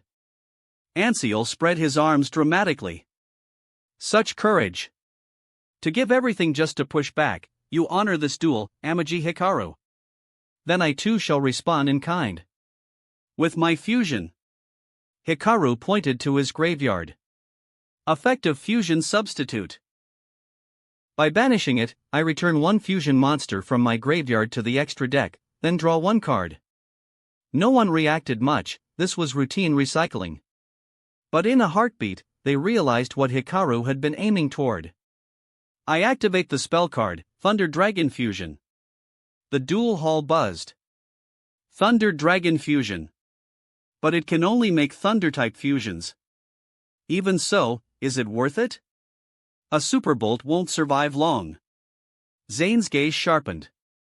No. That's not his target. Chaz crossed his arms. Exactly. Everyone praised Hikaru before for using the same materials to make different fusions. But today, he's doing the opposite. The opposite? Misawa gasped. He's only making one? Thunderclouds rolled above, lightning flashing as Hikaru raised his voice. Thunder Dragon Fusion returns materials from the field, graveyard, or banished zone to the deck to fusion summon a Thunder-type fusion monster. I shuffle back, Gemknight Crystal, and Gemknight Amber. Lightning struck, and a familiar figure burst through the storm. Fusion summon. Once more, Gemknight Prismora. The armored knight landed beside Hikaru, unchanging and resolute. 3 Prismora in a row. Serena jumped up in the stands, waving furiously. The fusion department roared in approval. Anseal grimaced. You're not. You remember Prismora's effect, Hikaru said evenly. Discard a gem dash card to destroy one face-up card. He held a card high. I discard Gemknight Fusion. Prismora, destroy, Beast Machine King Barbaros you are. The Silver Knight hurled its spear, skewering the massive machine and reducing it to scrap. And that's not all. Hikaru's smile widened. I activate the effect of distributed fusion on the field. If my opponent controls a monster, I can send fusion materials directly from my deck to the graveyard and fusion summon a Gemknight fusion monster that isn't rock type. He searched through his deck, plucked out the cards, and declared. I send Gemknight Emerald and Gemknight Crystal from my deck to the graveyard. Fusion summon, come forth, Gemknight Aquamarine. A surge of water burst forth, shining with crystalline brilliance. From within, a knight clad in sapphire blue armor emerged, carrying a massive shield that shimmered like the ocean's surface. Gemknight Aquamarine, level 6, Earth Aqua, 1400 ATK. It's almost over. Hikaru chuckled softly. I activate the effect of Gemknight Fusion in my graveyard. By banishing Gemknight Emerald from the graveyard, I add Gemknight Fusion back to my hand. He calmly picked the spell card up, sliding it into his hand.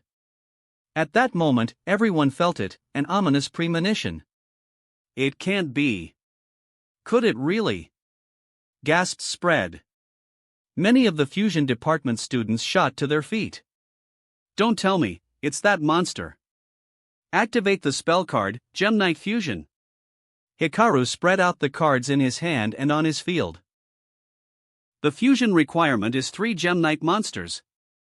I fused Gemknight Prismora and Gemknight Aquamarine on my field, together with Gemknight Lapis from my hand. Fusion summon. Oh. The absolute king who shines with resplendent brilliance. Absorb the strength of all your comrades, and take on your truest form. Fusion summon. Come forth, Gemknight Master Diamond. Light exploded across the arena. The gems embedded in Hikaru's monsters radiated dazzling brilliance, merging into a knight clad in white armor. A greatsword glittering with diamonds was raised high, the weapon of a champion who had struck down countless injustices. The pure light of the diamond refracted, shining brighter than the sun itself. Gemknight Master Diamond, Level 9 Earth Rock, 2900 ATK/2500 DF. The king of the Gem Knights landed before Hikaru with solemn dignity, sword planted at his side. Oa! Jaden leapt up from the stands, unable to contain his excitement. It's the Night King. Long time no see. It's really him. Gloria of the Revival Duelist Hall clenched her fists. Master Diamond, huh? Chaz curled his lip, memories surfacing from past duels. Anseal's voice dropped to a mutter. The Night King, you think too highly of me.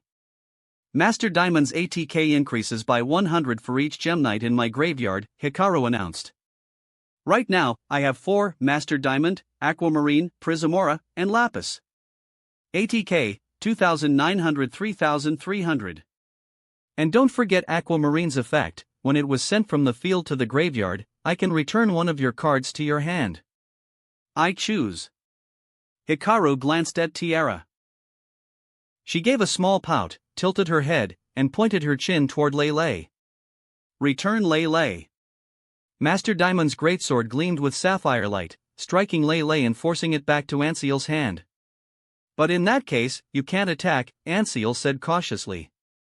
He couldn't help but keep talking, the mark of an entertainer even under pressure. Ha, true, but Master Diamond's other effect hasn't even begun. Oh?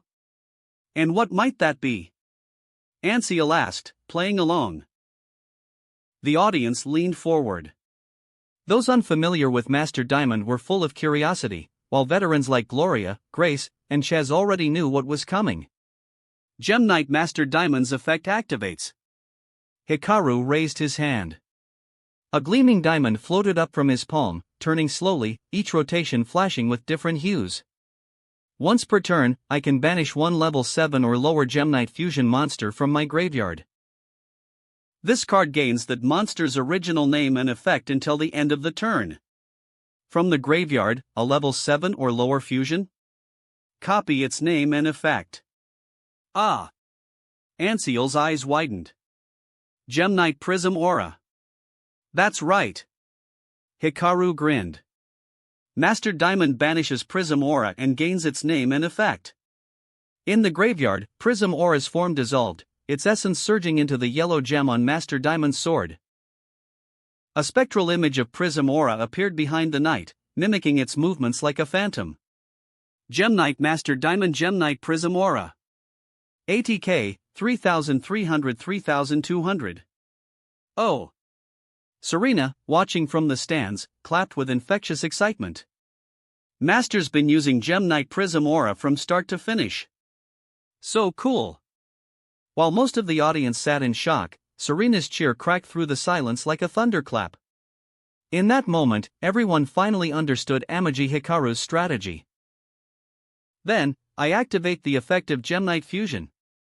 I banish Gem Knight Lapis from my graveyard to add it back to my hand.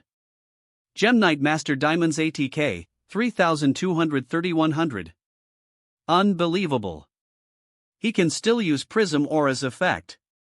Oh my god, that means. From the very beginning, Hikaru had relied on different fusion spells to summon Gem Knight Prism Aura again and again, and now that same monster was the key to victory.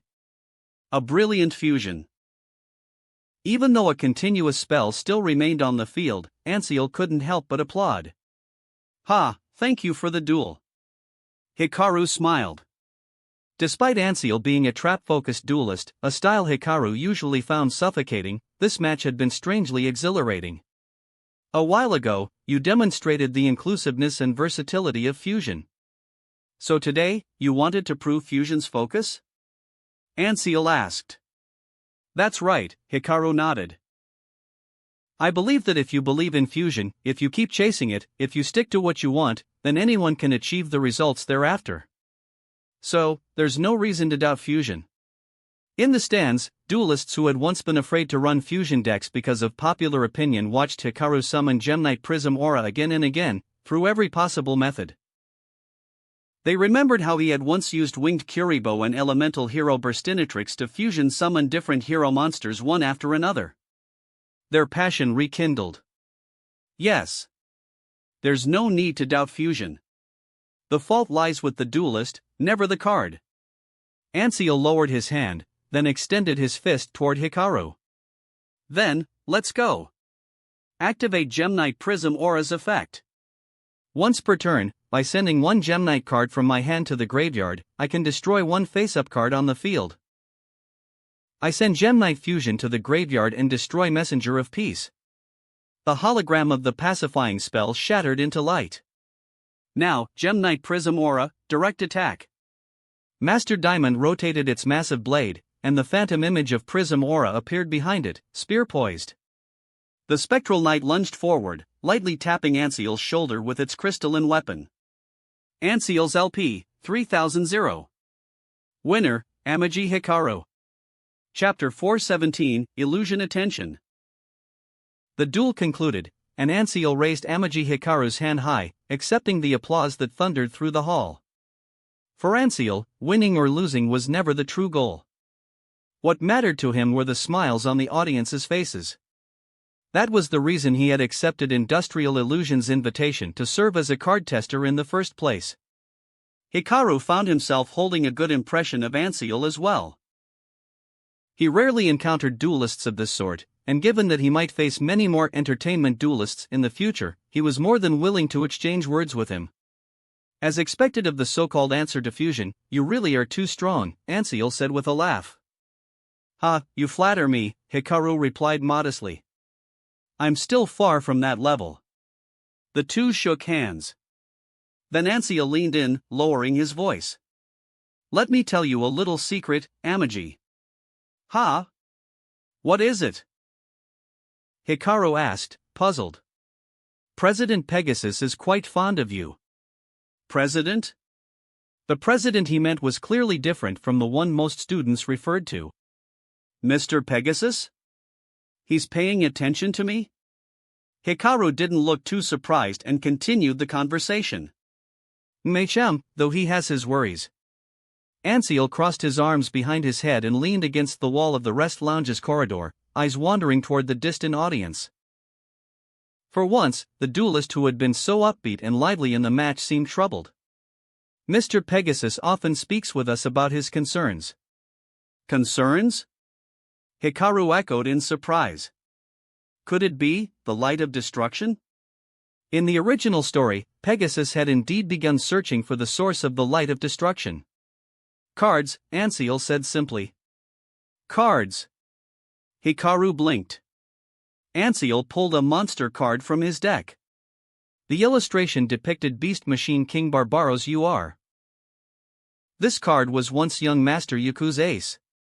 Originally it was a fusion monster, but not long ago, he redesigned it into its current form. Hikaru vaguely recalled that.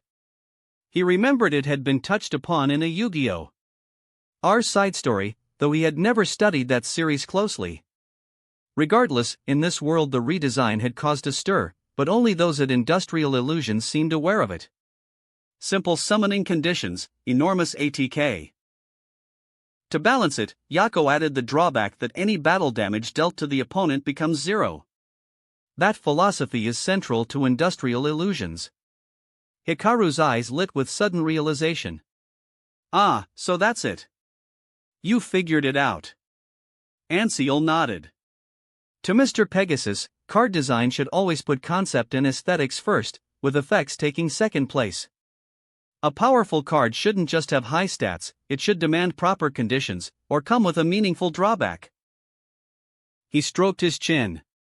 "That's why Mr. Pegasus has a special fondness for your fellow student's design, Eye of the Sunrise, created by Chumley." Hikaru remembered.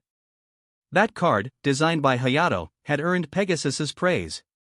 Chumley was later recruited by Industrial Illusions, and when the GX tournament began, he even reached out to Jaden. Hikaru had heard Chumley dreamed of creating a new hero card that would merge the philosophy of that design with Jaden's hero series. Hikaru guessed the card Pegasus had in mind was probably Elemental Hero Sunrise. But have you noticed those audience members outside? The dual spirits? Anseal shook his head lightly. Because our world is now connected to more and more dimensions, people are starting to realize that there are stark differences in the quality of cards. Chasing stronger cards is practically instinct for any duelist. And now, when they see cards from other dimensions that are, on average, stronger than their own, of course they feel compelled to pursue power. He paused, then lowered his voice. There was once a senior designer who wanted to create a card on par with the Egyptian gods. But during the exploration of other dimensions, he began to waver. He set his project aside and instead worked with President Pegasus, trying to sort out his thoughts. Hikaru immediately recalled who he meant, the young genius from Yu-Gi-Oh! R, the one who created Immortal God Slime, and even seized the winged dragon of RA. That designer had felt unappreciated by Pegasus after Chumley Huffington was chosen as Industrial Illusions Designer of the Year. Out of resentment, he stole the winged dragon of RA, determined to prove his worth. It was he who had shouted the famous line, "Duelists will always pursue stronger cards." After his defeat at the hands of Jaden, Pegasus had appeared, explained his own design philosophy, and told the boy he had always been Pegasus's most promising designer. The young man returned with Pegasus in tears. After all, anyone capable of designing Immortal God Slime and even wielding a counterfeit God card was clearly among the most gifted of his generation. In this tournament, however, there had been no mention of anything beyond Dark World dealings. Perhaps, because of the matters concerning other dimensions, events had diverged from the original tale. But you, Anseal continued, are different. President Pegasus has seen recordings of your duels, against Dino and Insect, as well as your earlier matches. He feels that while the fusion monsters you use are powerful, your style never changes. That constancy makes him very happy. In an era where everyone is obsessed with power, he values seeing a duelist who knows when to hold back. Is that so? Please thank him for his appreciation. Hikaru smiled, elated. If he could establish direct contact with Pegasus, perhaps he could even gain access to original anime-only cards. Anseal put away his card and added, if nothing else, he must have watched this duel too. Seeing you fusion summon Gem Knight Prism Aura through so many different methods will definitely have pleased him. Just then, Anseal's phone buzzed. He checked the screen, then chuckled. See, Amagi, just as I said. President Pegasus has already decided to design a new card for you personally, inspired by your duel today. Really? Hikaru's eyes widened in excitement. Such good fortune. Could it be Relinquished's upgraded form, Millennium Eyes Restrict? He had used that card himself on occasion. Actually, President Pegasus had already drafted the concept, Anseal explained. He just hadn't made up his mind. Your performance today tipped the scale. Oh, and he said my performance was great too. Ha ha ha. If I get a promotion and a raise for this, Amagi, I'll owe you big time. Don't be ridiculous. Even if you do, that's thanks to your own work, not me. Hikaru shook his head, not taking credit. So, did he say what card it will be? Anseal smiled faintly. He allowed me to share the name. As for the effect, that will depend entirely on how Mr. Pegasus designs it. Hikaru leaned forward expectantly. It will be called Dragon Magician Guardian. Wow! Hikaru's eyes sparkled at once. Chapter 418, Complicated Thoughts.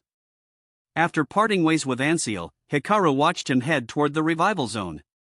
The second resurrection stage was a battle royale where only a dozen competitors could advance.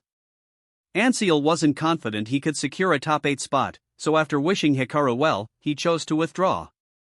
When or where they might meet again was uncertain. As the last duel of the second round wrapped up, Kaiba Corp technicians immediately began dismantling the field. The crew worked quickly, determined to have the new stage ready by tomorrow.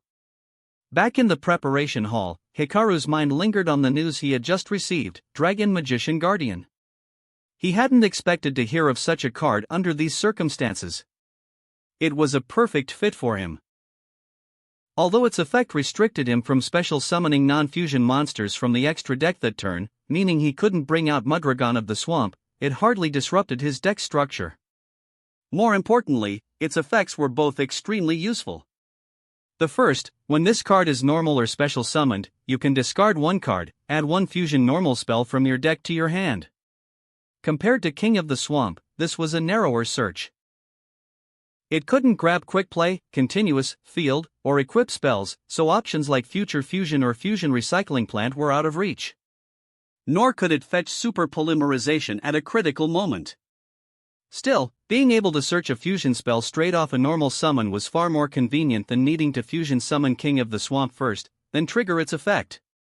The second effect, reveal one fusion monster in your extra deck. Special summon one fusion material listed on it from your graveyard in face-down defense position. Search a fusion spell, then recover a material, all in one card. It was tailor-made for Hikaru's fusion-centric strategy.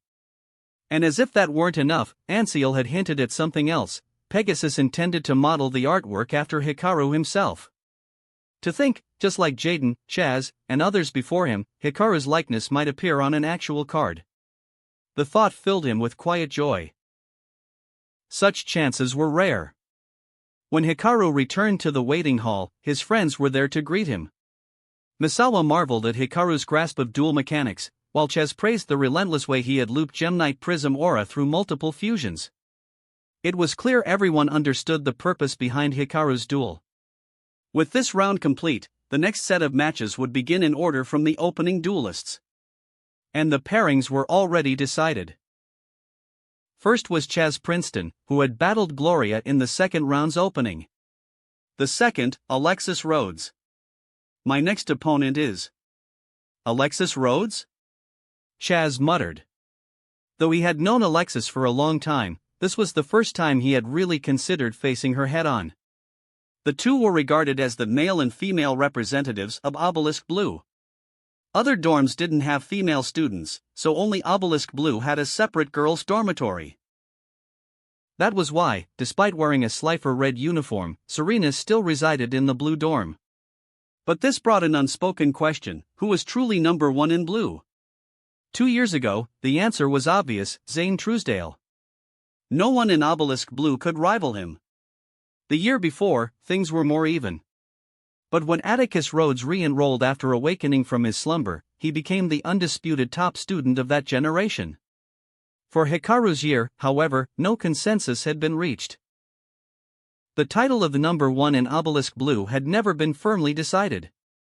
Chaz had always dismissed the Academy's dimensional travel privileges. With Kaiba Corp and the Princeton family backing him, plus Jaden dragging him on adventures, he hardly needed the Academy's gateway. And since Obelisk's portal was already more stable than Slifer or Roz, there was little urgency to crown a champion. But now, things were different. Whether he cared or not, this duel would decide who stood as the top student of their generation. Chaz and Alexis, huh? Misawa mused, still in the hall after his victory. If he won his own next match, he would face the winner of their bout. From a personal standpoint, Misawa wanted to duel Alexis most of all.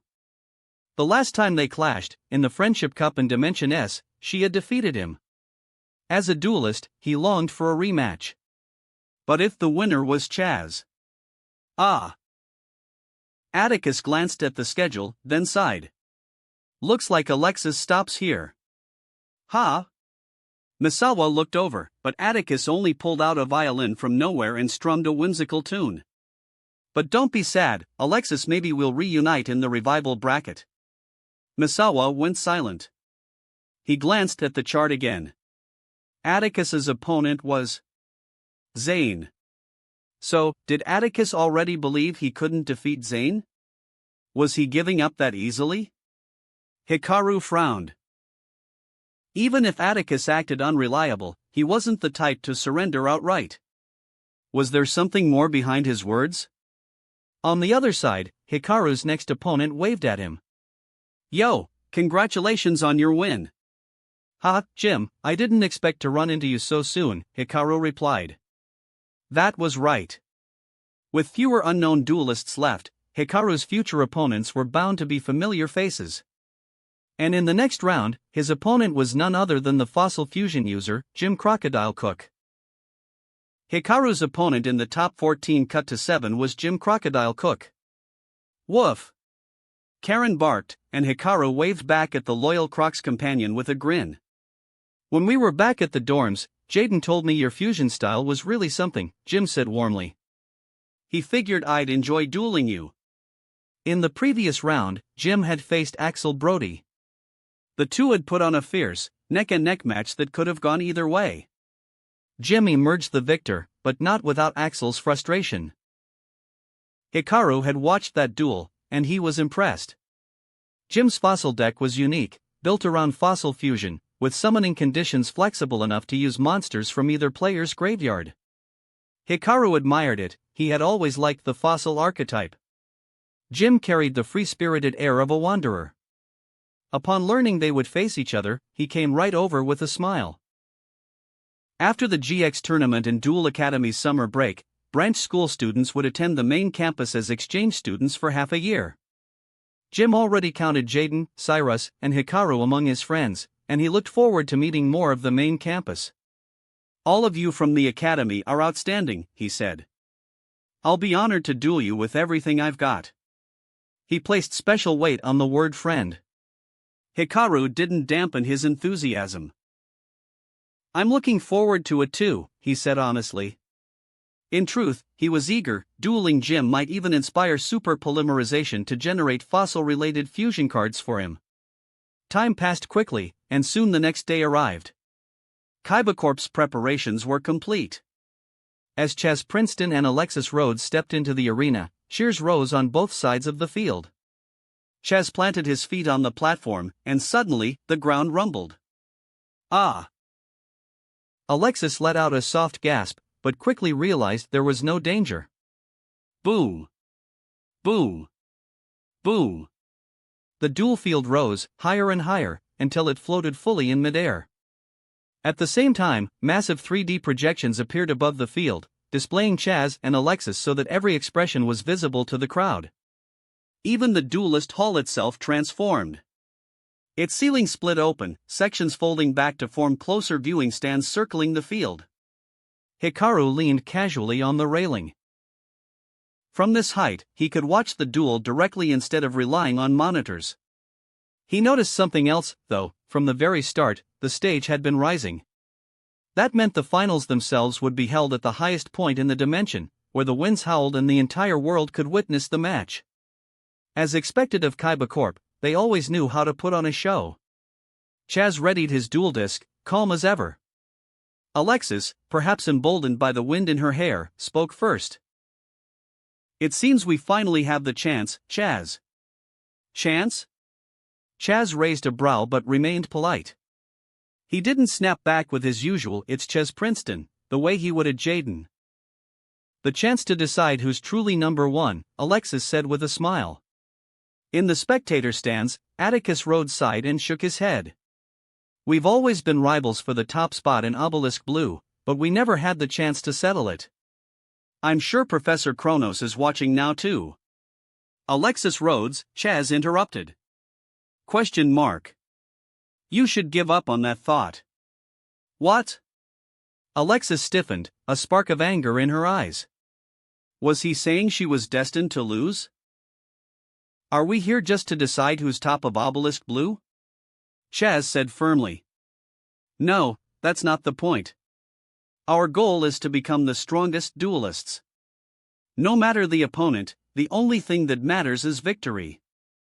Enough talk, let's duel already." Alexis snapped, angered by the implication that she was still lagging behind. "Chaz, that guy." Misawa muttered in the stands. His expression shifted. "Humph, interesting," Zane finally spoke. "Oh. What cool words."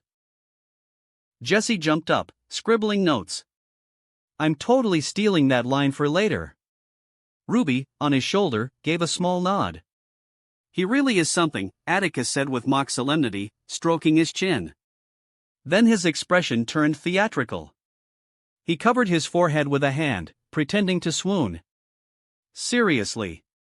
I told Alexis ages ago to use the honey trap tactic. How else could she win against Thunder? Don't you agree, Hikaru?" Hikaru's sweat dropped.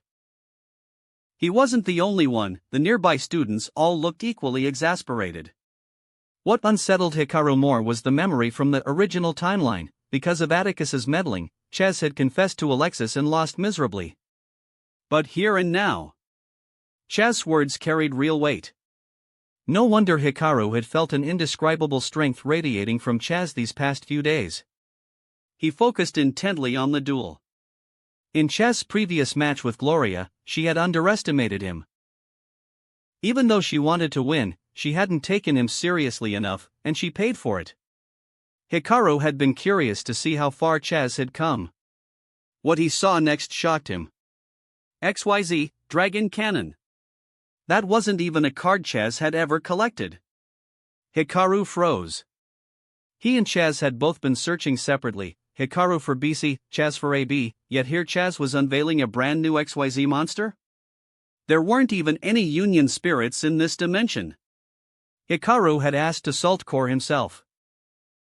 The raw power of the card was secondary. After all, Alexis's Cyber Angel monsters were hardly weak, but then Chaz revealed something else. By banishing Predaplant Chimera Flesia from the GY, I activate its effect. Special summon Dark End Dragon. Hikaru sucked in a sharp breath. The aura was unmistakable, an evolution of Light and Darkness Dragon. So that was it. That explained why, back when Chaz dueled Gloria, Hikaru had sensed that unusual strength. Dark End Dragon's effect fired, effortlessly destroying Cyber Angel Dakini. Hikaru knew Alexis had little chance from here, neither in mindset nor in duel skill. Somehow, during this time, Chaz had undergone a transformation. He seemed to have resolved something deep within, and even his dual spirits had grown stronger in resonance, manifesting such monsters for him. Hikaru stroked his chin thoughtfully. In the GX manga, Chaz's ace was Light and Darkness Dragon. Besides it, there were also Glorious End Dragon and Dark End Dragon, though those became synchro monsters when printed for the real game. Hikaru had never once seen Chaz use them in this world. Now, it seemed, by resonating with Light and Darkness Dragon, Chaz had gained access to Dark Annihilation Dragon. If so, then its counterpart, Light Ascension Dragon, must also exist. Perhaps even Light and Darkness Dragon King. Uncertain, Hikaru asked Tiara. She waved it off. At most it would be comparable to Dark Annihilation Dragon, not stronger. Even so. Thinking of the wise monsters in Chaz's deck, Hikaru frowned. They could generate card advantage, wipe the field, interfere with the opponent's strategy. Too strong. The key was that Chaz's mindset was no longer the same as when Hikaru had first dueled him. Everything about him now felt complete. He remembered, in the manga version, not even Jaden could defeat Chaz when he was at full power. But then Hikaru relaxed. His friend had become strong. That was a good thing. With this deck, these spirits, that mentality and skill, could even the Mad King of Dark World really control Chaz as he had in the original? The duel ended. As Alexis fell to her knees, trembling, her sorrow wasn't just from losing. Loss was natural for any duelist. What crushed her was the realization that her earlier words, and her brother's warnings, had been proven true. Chaz stepped forward, intending to help her up, but Alexis stood on her own and ran straight toward the revival bracket. Ah! Chaz reached out, but let his hand fall helplessly. Back in the prep area, he braced for jeers or accusations of bullying a girl, perhaps even Atticus's scolding. Instead, Atticus threw an arm around his neck, laughing loudly. Good job, Chaz. I caught so many priceless shots of her with tears in her eyes. These are rare. I can sell them for a fortune in her fan club. Senpai, please treat Alexis more kindly, Chaz said awkwardly. Don't worry. I know her better than anyone. Atticus patted his shoulder, looking utterly carefree. Everyone else could only sigh at his unreliable behavior. This was the genius once said to rival Zane? His skills were sharp, but his mouth. Still, Alexis was his sister. If he wanted to tease her, what could the others do? As the others smiled wryly, Atticus's expression subtly shifted. Alexis, he murmured under his breath, your brother can't always think for you. If I'm not there someday, what will you do?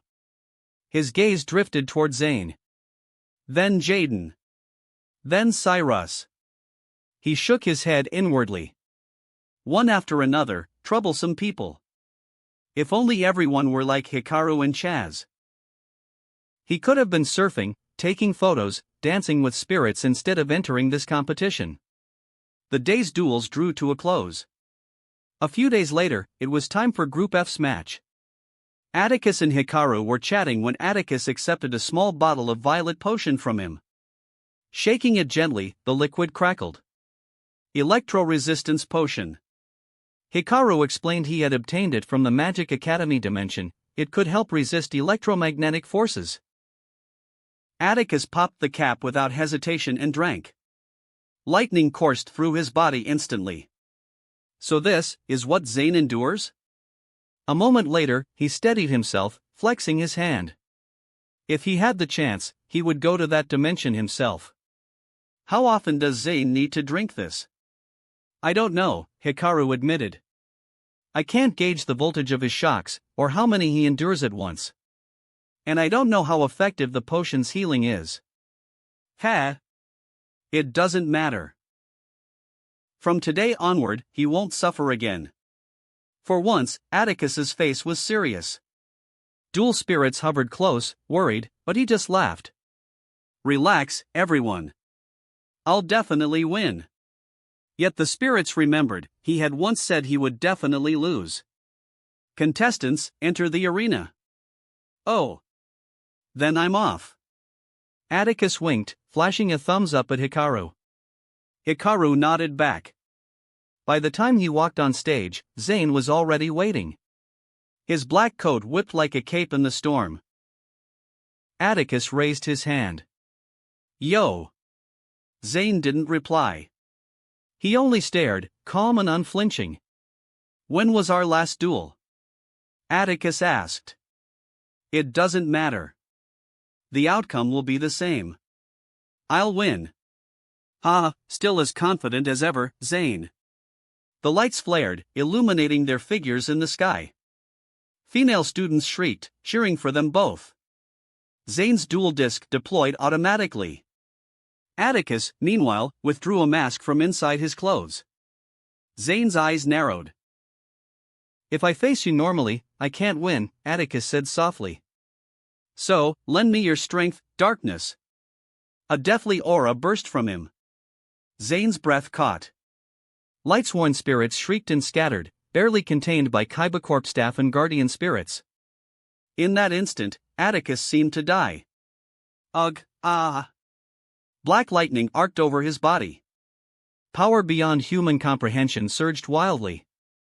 The mask slid into place, and his obelisk blue uniform shifted into a dark trench coat. Zane's expression hardened. Atticus, you.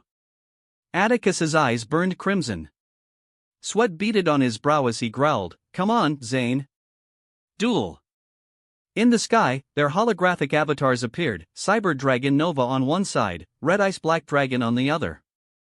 Hellkaiser Zane LP 4000. Dark Atticus Rhodes LP 4000. Chapter 419, Don't You Want to Win? The first turn of the duel began with Zane. Draw. He glanced at his hand, then at his opponent, and smirked. I activate the continuous spell card Cyberdark Realm. As the card materialized, green-black orbs floated above the duel field, each containing writhing, mechanical dragon shadows. When Cyberdark Realm is activated, I can add one Cyberdark monster from my deck to my hand, whose name isn't already in my GY.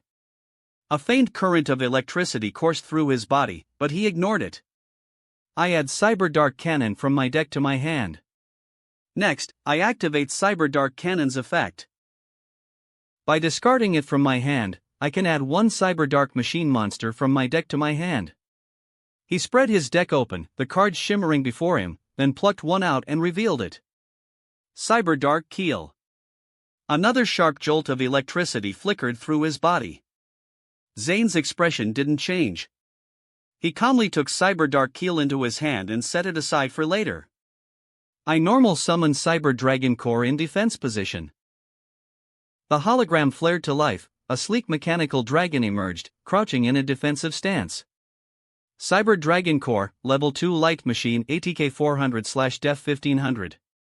While on the field or in the GY, this card's name becomes Cyber Dragon.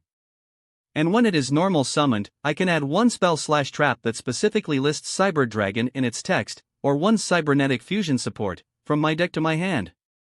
He quickly searched his deck, selected a card, and revealed it.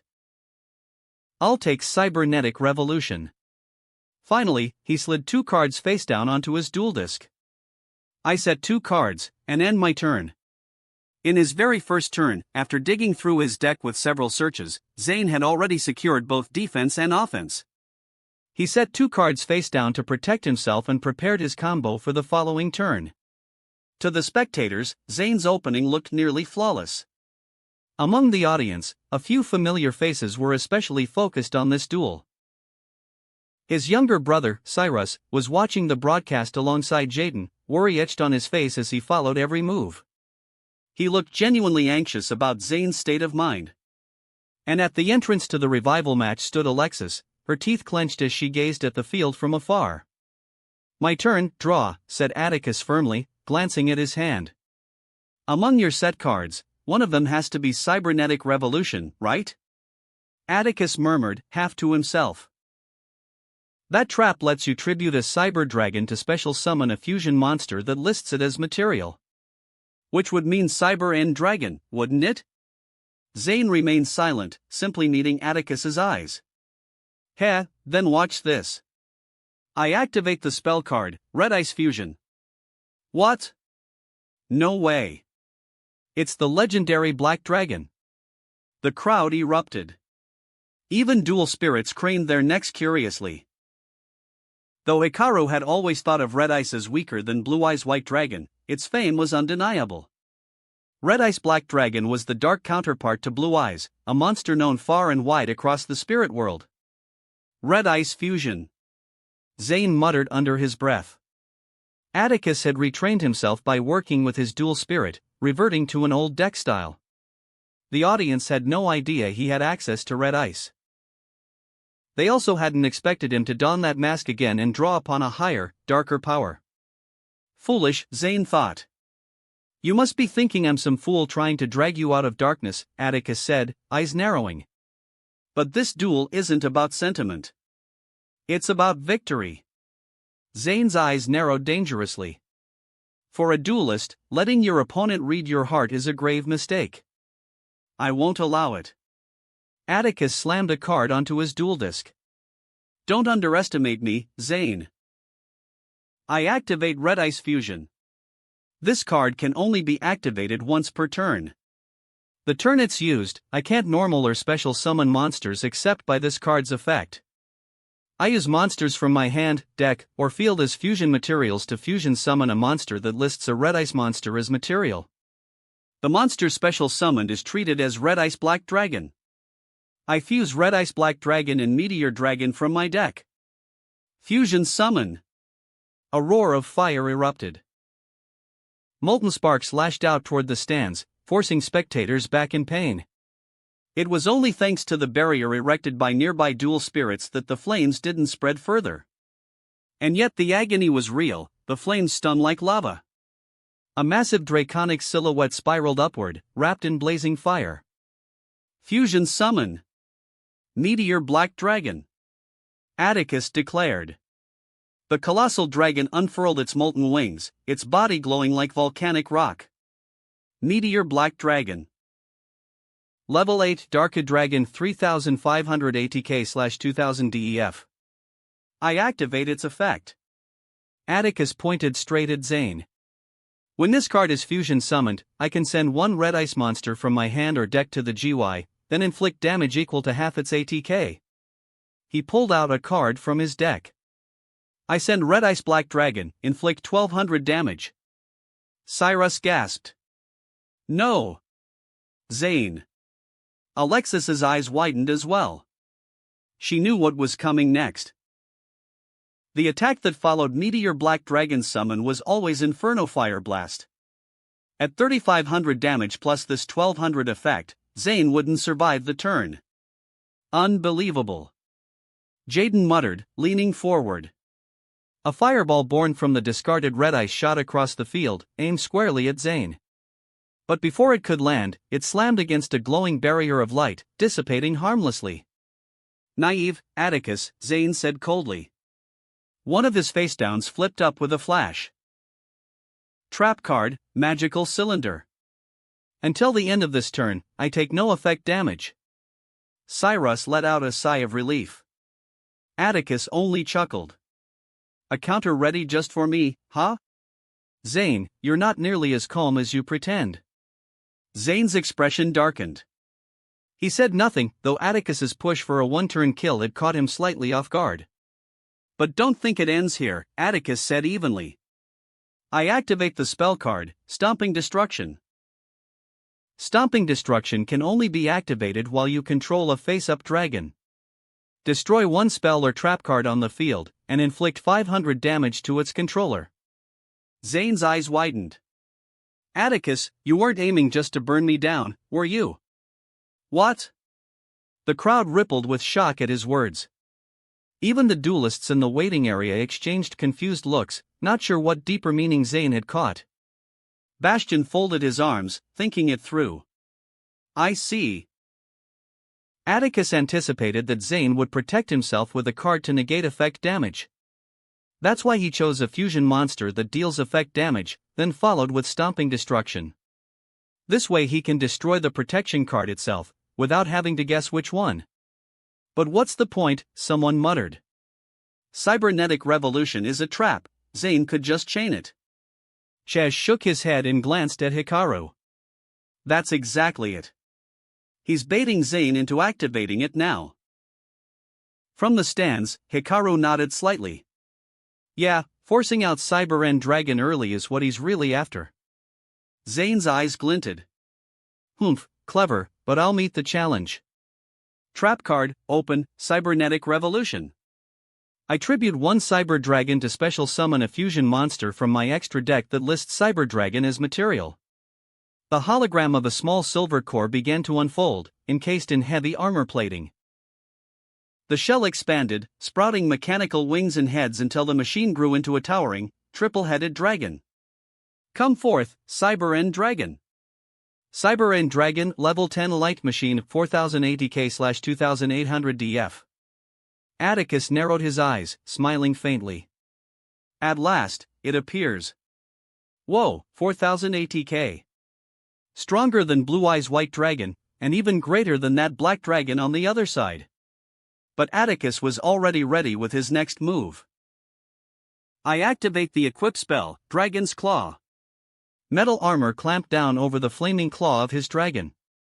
This card can only be equipped to a dark monster. It gains 600 ATK. Meteor Black Dragon roared as its strength surged. ATK, 3,500 4,100. Just 100 points higher than Cyber End Dragon, gasps rang out through the stands. No way, did Atticus plan it that precisely? Even students from the fusion and combination departments who knew Atticus's goofy reputation, surfing, and striking poses for fans, were stunned. This wasn't the clown they knew. This was a duelist pushing Zane into a corner. Lord Atticus, shrieked a group of fans, swept away by the spectacle. But Atticus ignored them. His focus was absolute. Battle, Zane. Meteor Black Dragon, attack Cyber End Dragon. The lava dragon shot upward, its crimson body igniting, transforming into a blazing meteor. It plummeted down and smashed into Cyber End Dragon, shattering Zane's trump card into shards of steel and flame. Fiery rubble scattered across the field, pelting Zane. He let out a sharp cry, staggering to one knee. Zane LP, 4,000-3,900. So painful, even from just 100 points. He had heard Hikaru's warnings about the agony of a dark duel, but the reality was worse than expected. Even chip damage hurt more than any normal battle. I set one card, Atticus said calmly, sliding it onto his duel disk. Then he looked up at Zane again, smiling darkly. What's wrong, Zane? Don't you live only for victory? If you want victory so badly, then defeat me first. Black flames coiled around Atticus's body, his silhouette like a demon rising from hell. Today, I won't hold back. Chapter 420, Surpass Yourself. Zane's expression twisted into a grim smile. Then, to the shock of many, he suddenly laughed aloud. Straightening his posture, he looked across the field at Atticus. You said you wouldn't allow me? Interesting, Atticus. Then let's see how you plan to stop me. My turn, draw. He ignored the murmur of the crowd, eyes fixed on his card. If my opponent controls a monster and I control none, I can special summon this card. Appear, Cyber Dragon. A surge of light, and the familiar silver machine roared onto the field. Cyber Dragon. Level 5 Light Machine, 2180k. The spectators gasped. Everyone knew this monster. And it's not over yet. Zane continued. When my opponent controls a monster, I can special summon this card from my hand, Cyber Jormungand. A serpentine machine coiled into view, plating glinting like polished steel. Cyber Jormungand Level 5 Light Machine 1080k/2100 df. Cyber Jormungand. If my opponent controls a monster, I can special summon it from my hand. Then I take one Cyber Dragon from my deck and either special summon it or equip it to this card, and for the rest of this turn I can only special summon machines. Come, the second Cyber Dragon. Light surged, a second Cyber Dragon dropped beside the first. 3 level 5 machines now faced Atticus across the field. Witness this, Atticus, the power I learned from the other dimension. Photon mode, activate. As Zane spoke, his black coat gleamed and bled into white, becoming a stark uniform. It's XYZ. He can really do it. Only Zane could pull off an XYZ summon here. I build the overlay network with my 2 Cyber Dragons. The pair transformed into orbs and spiraled into a vortex. A metal dragon clad in radiant armor rose from the void. XYZ summon. Cyber Dragon Nova. Cyber Dragon Nova Rank 5 Light Machine, 2180k/1600 df. The arena erupted. Cyber Dragon Nova's effect: detach one material, then target a Cyber Dragon in my GY, special summon it. I detach, and special summon Cyber Dragon Core from my GY. A drone-like unit materialized. Now, Cyber Jormungand, return one Cyber Dragon I control to the hand, add polymerization from my deck or GY to my hand. I return Cyber Dragon Core to my hand and add polymerization. This turn I haven't normal summoned. I normal summon Cyber Dragon Core in defense position, Core's effect adds Cyber Emergency to my hand, I activate it to add Cyber Dragon. Spell card, Polymerization. I fuse the Cyber Dragon in my hand with Cyber Dragon Core on my field. The 2 machines twined and merged into a twin-headed juggernaut. Fusion Summon. Cyber Twin Dragon. Cyber Twin Dragon Level 8 Light Machine, 2880k. I activate Pot of Avarice, I shuffle back Cyber Dragon ×2, Cyber Dragon Core, Cyber Dark Cannon, and Cyber End Dragon to draw 2. Zane drew, a wild glint in his eyes. Cyber Dragon Nova, once per turn, quick effect banish one Cyber Dragon from my hand or face-up field, Nova gains 2180k until the end of this turn. I banish Cyber Dragon from my hand. Cyber Dragon Nova roared as its systems overloaded. 80k, 2100 4200. Wow, at this rate, his 80k even surpasses Meteor Dragon. And Cyber Twin Dragon can strike twice. After Zane's chain of searches, fusion, and recursion, anyone could see he was lining up a one-turn kill. Battle. Cyber Dragon Nova, attack Meteor Black Dragon. The Steel Dragon spread its wings, arcs of electricity flashed across its frame and gathered into a blinding surge. The Magma Dragon refused to yield, colliding head-on, lightning cracked, fire roared, and with a thunderous blast, the Comet Dragon shattered. Atticus Rhodes LP, 3900. Beautiful. Now Zane can let Cyber Twin Dragon swing twice directly. Is Atticus about to lose? Whispers rippled through the hall. No, said Amagi, cutting in. Cyber Twin Dragon can't attack directly anymore. Huh? Why? Shaz's eyes narrowed. Don't tell me. Too naive, Zane. Atticus snapped, halting Zane's next move with a sweep of his hand. What? I activate an effect. Atticus pointed to his graveyard. Claw of the Dark Dragon, when the equipped monster is destroyed by battle and sent to the GY, and this card is destroyed and sent there with it, special summon that monster and re-equip this card to it. If this card equipped by this effect leaves the field, banish it. Gasps. Then Atticus continued. Next, Meteor Black Dragon's effect. When this card is sent from the monster zone to the GY, target one normal monster in your GY, special summon it. Zane's eyes widened.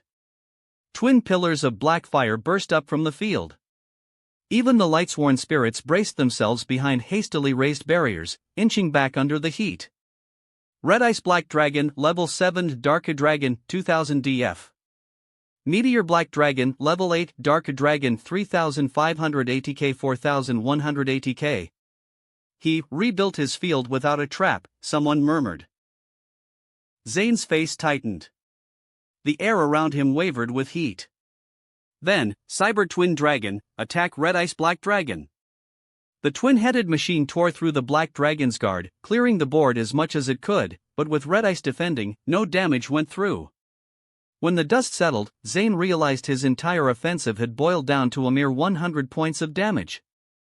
The pressure coiled in his chest, and his heart pounded. How long had it been since he and Atticus fought this hard? They had walked different paths, learned from different masters, and still ended up staring each other down at the same summit. He glanced at his set card. He wanted to win, just as Hikaru had once told him he must. Some people don't deserve your respect, just as Hikaru had never respected the Fusion Army's soldiers. Atticus, why did you end up like this? With no clean follow-up, Zane didn't force it. He placed a card calmly. I set one card. End phase. You're ending it there? That chance was hard-won, Atticus said. Question mark. This level isn't enough, Zane. Atticus's eyes flared scarlet, so intense that even Zane froze for a heartbeat in the middle of the duel. My turn, draw. With his draw, the black flames behind him surged higher, darker. Even some of the Lightsworn spirits shuddered. Senpai looks terrifying today. Bastion muttered. Brother? Alexis whispered, worry in her voice. Her brother might be quirky, but he was gentle. Today, something savage burned in him. Cyber Dragon Nova can banish a Cyber Dragon during the opponent's turn to gain ATK, right? Only then did the stands snap back to full alert. They'd forgotten that crucial line of text. Cyber Dragon Nova's effect was once per turn, during either player's turn. In other words, if Atticus attacks directly right now without thinking, his ace gets blown up instantly. No one expected Atticus had already accounted for that. But even then, he'd need Cyber Dragon in hand, Chaz said. Yeah, Zane recovered Cyber Dragon, but realistically his hand shouldn't support that line.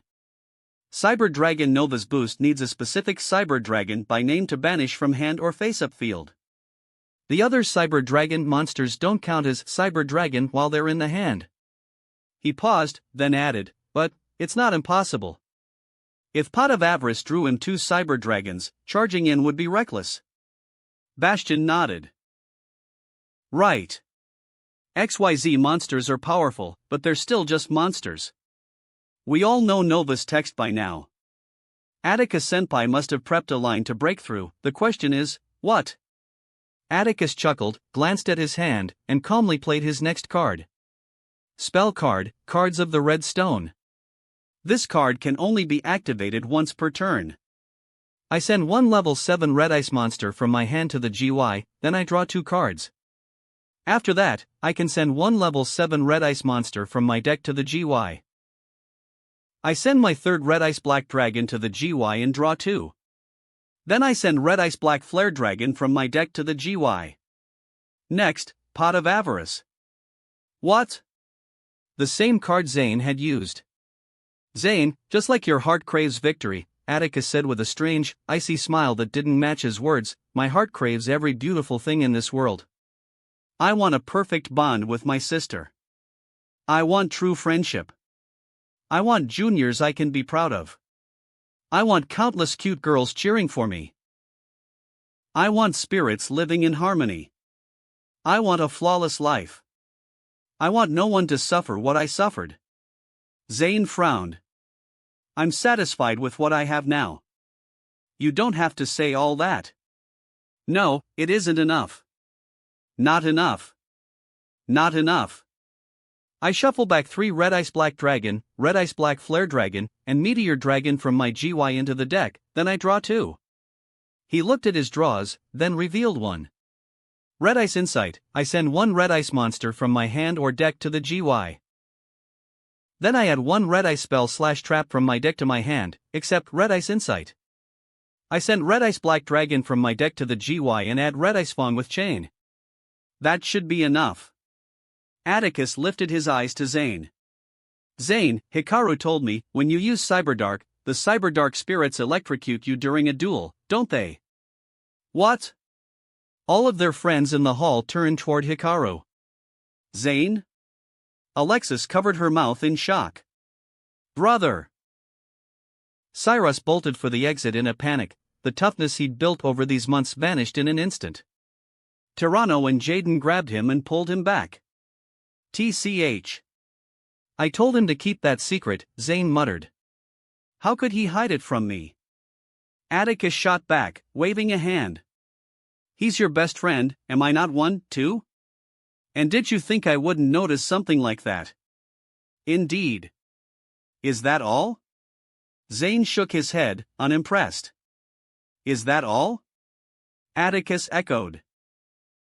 I already drank an electric resistance potion. So go ahead, use as many Cyberdark monsters as you like. Question mark. Zane stared, thrown for a moment. Atticus continued, voice low and steady, I only need victory. No matter what happens, I respect victory and nothing else. I'm tired of judging whether an opponent is good or evil. I won't waste respect on those who don't deserve it. I respect victory. Clenching his fist, he looked up into the darkness above. If there's even one moment where I seize the ultimate victory, the most magnificent victory, the strongest victory, then even death would be a duelist's worthy price, wouldn't it? Transcending life and death, caring only about the duel, that was Zane's creed. His duel needed only one form of respect. Respect the duel. Brother? Cyrus whispered at the broadcast, stunned. That's why I said, this isn't enough. You haven't mastered the spirits. You haven't surpassed them. And you still endure the Cyberdark spirits' backlash. Are you satisfied with that level? The black aura around Atticus surged, and the light-sworn spirits maintaining the barrier started to buckle, until a chorus of birds flooded in with shrill cries, wings beating as they shored up the failing shield around the arena. Don't forget, Hikaru's deck even houses spirits that are born evil. Zane's expression finally changed. For the first time, he looked at the brother-in-arms he'd spent so many days with and realized Atticus might have already gone farther down the path of dueling than he had. You want to win, right? Then surpass who you are now, otherwise, you'll never defeat me.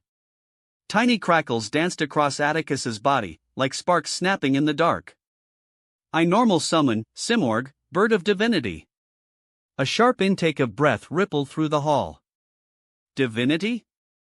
Not red ice. Zane's pupils tightened. Simorg. The crowd erupted. No one had ever seen Atticus use these cards. Only Amagi lifted an eyebrow in silence. After all, this was the spirit card Atticus obtained when the two of them visited the mountain together. That wraps up this part of What If Fusion Deck User in a Different Yu-Gi-Oh! GX. Thanks so much for listening. As always, new parts drop every 4 days, so be sure to stay tuned. Also check out my Patreon channel for early releases of all the series, where you can find all the series released one day ahead of YouTube. If you enjoyed the video, don't forget to like, subscribe, share it with your friends, and please consider supporting the original author as well. See you in the next one.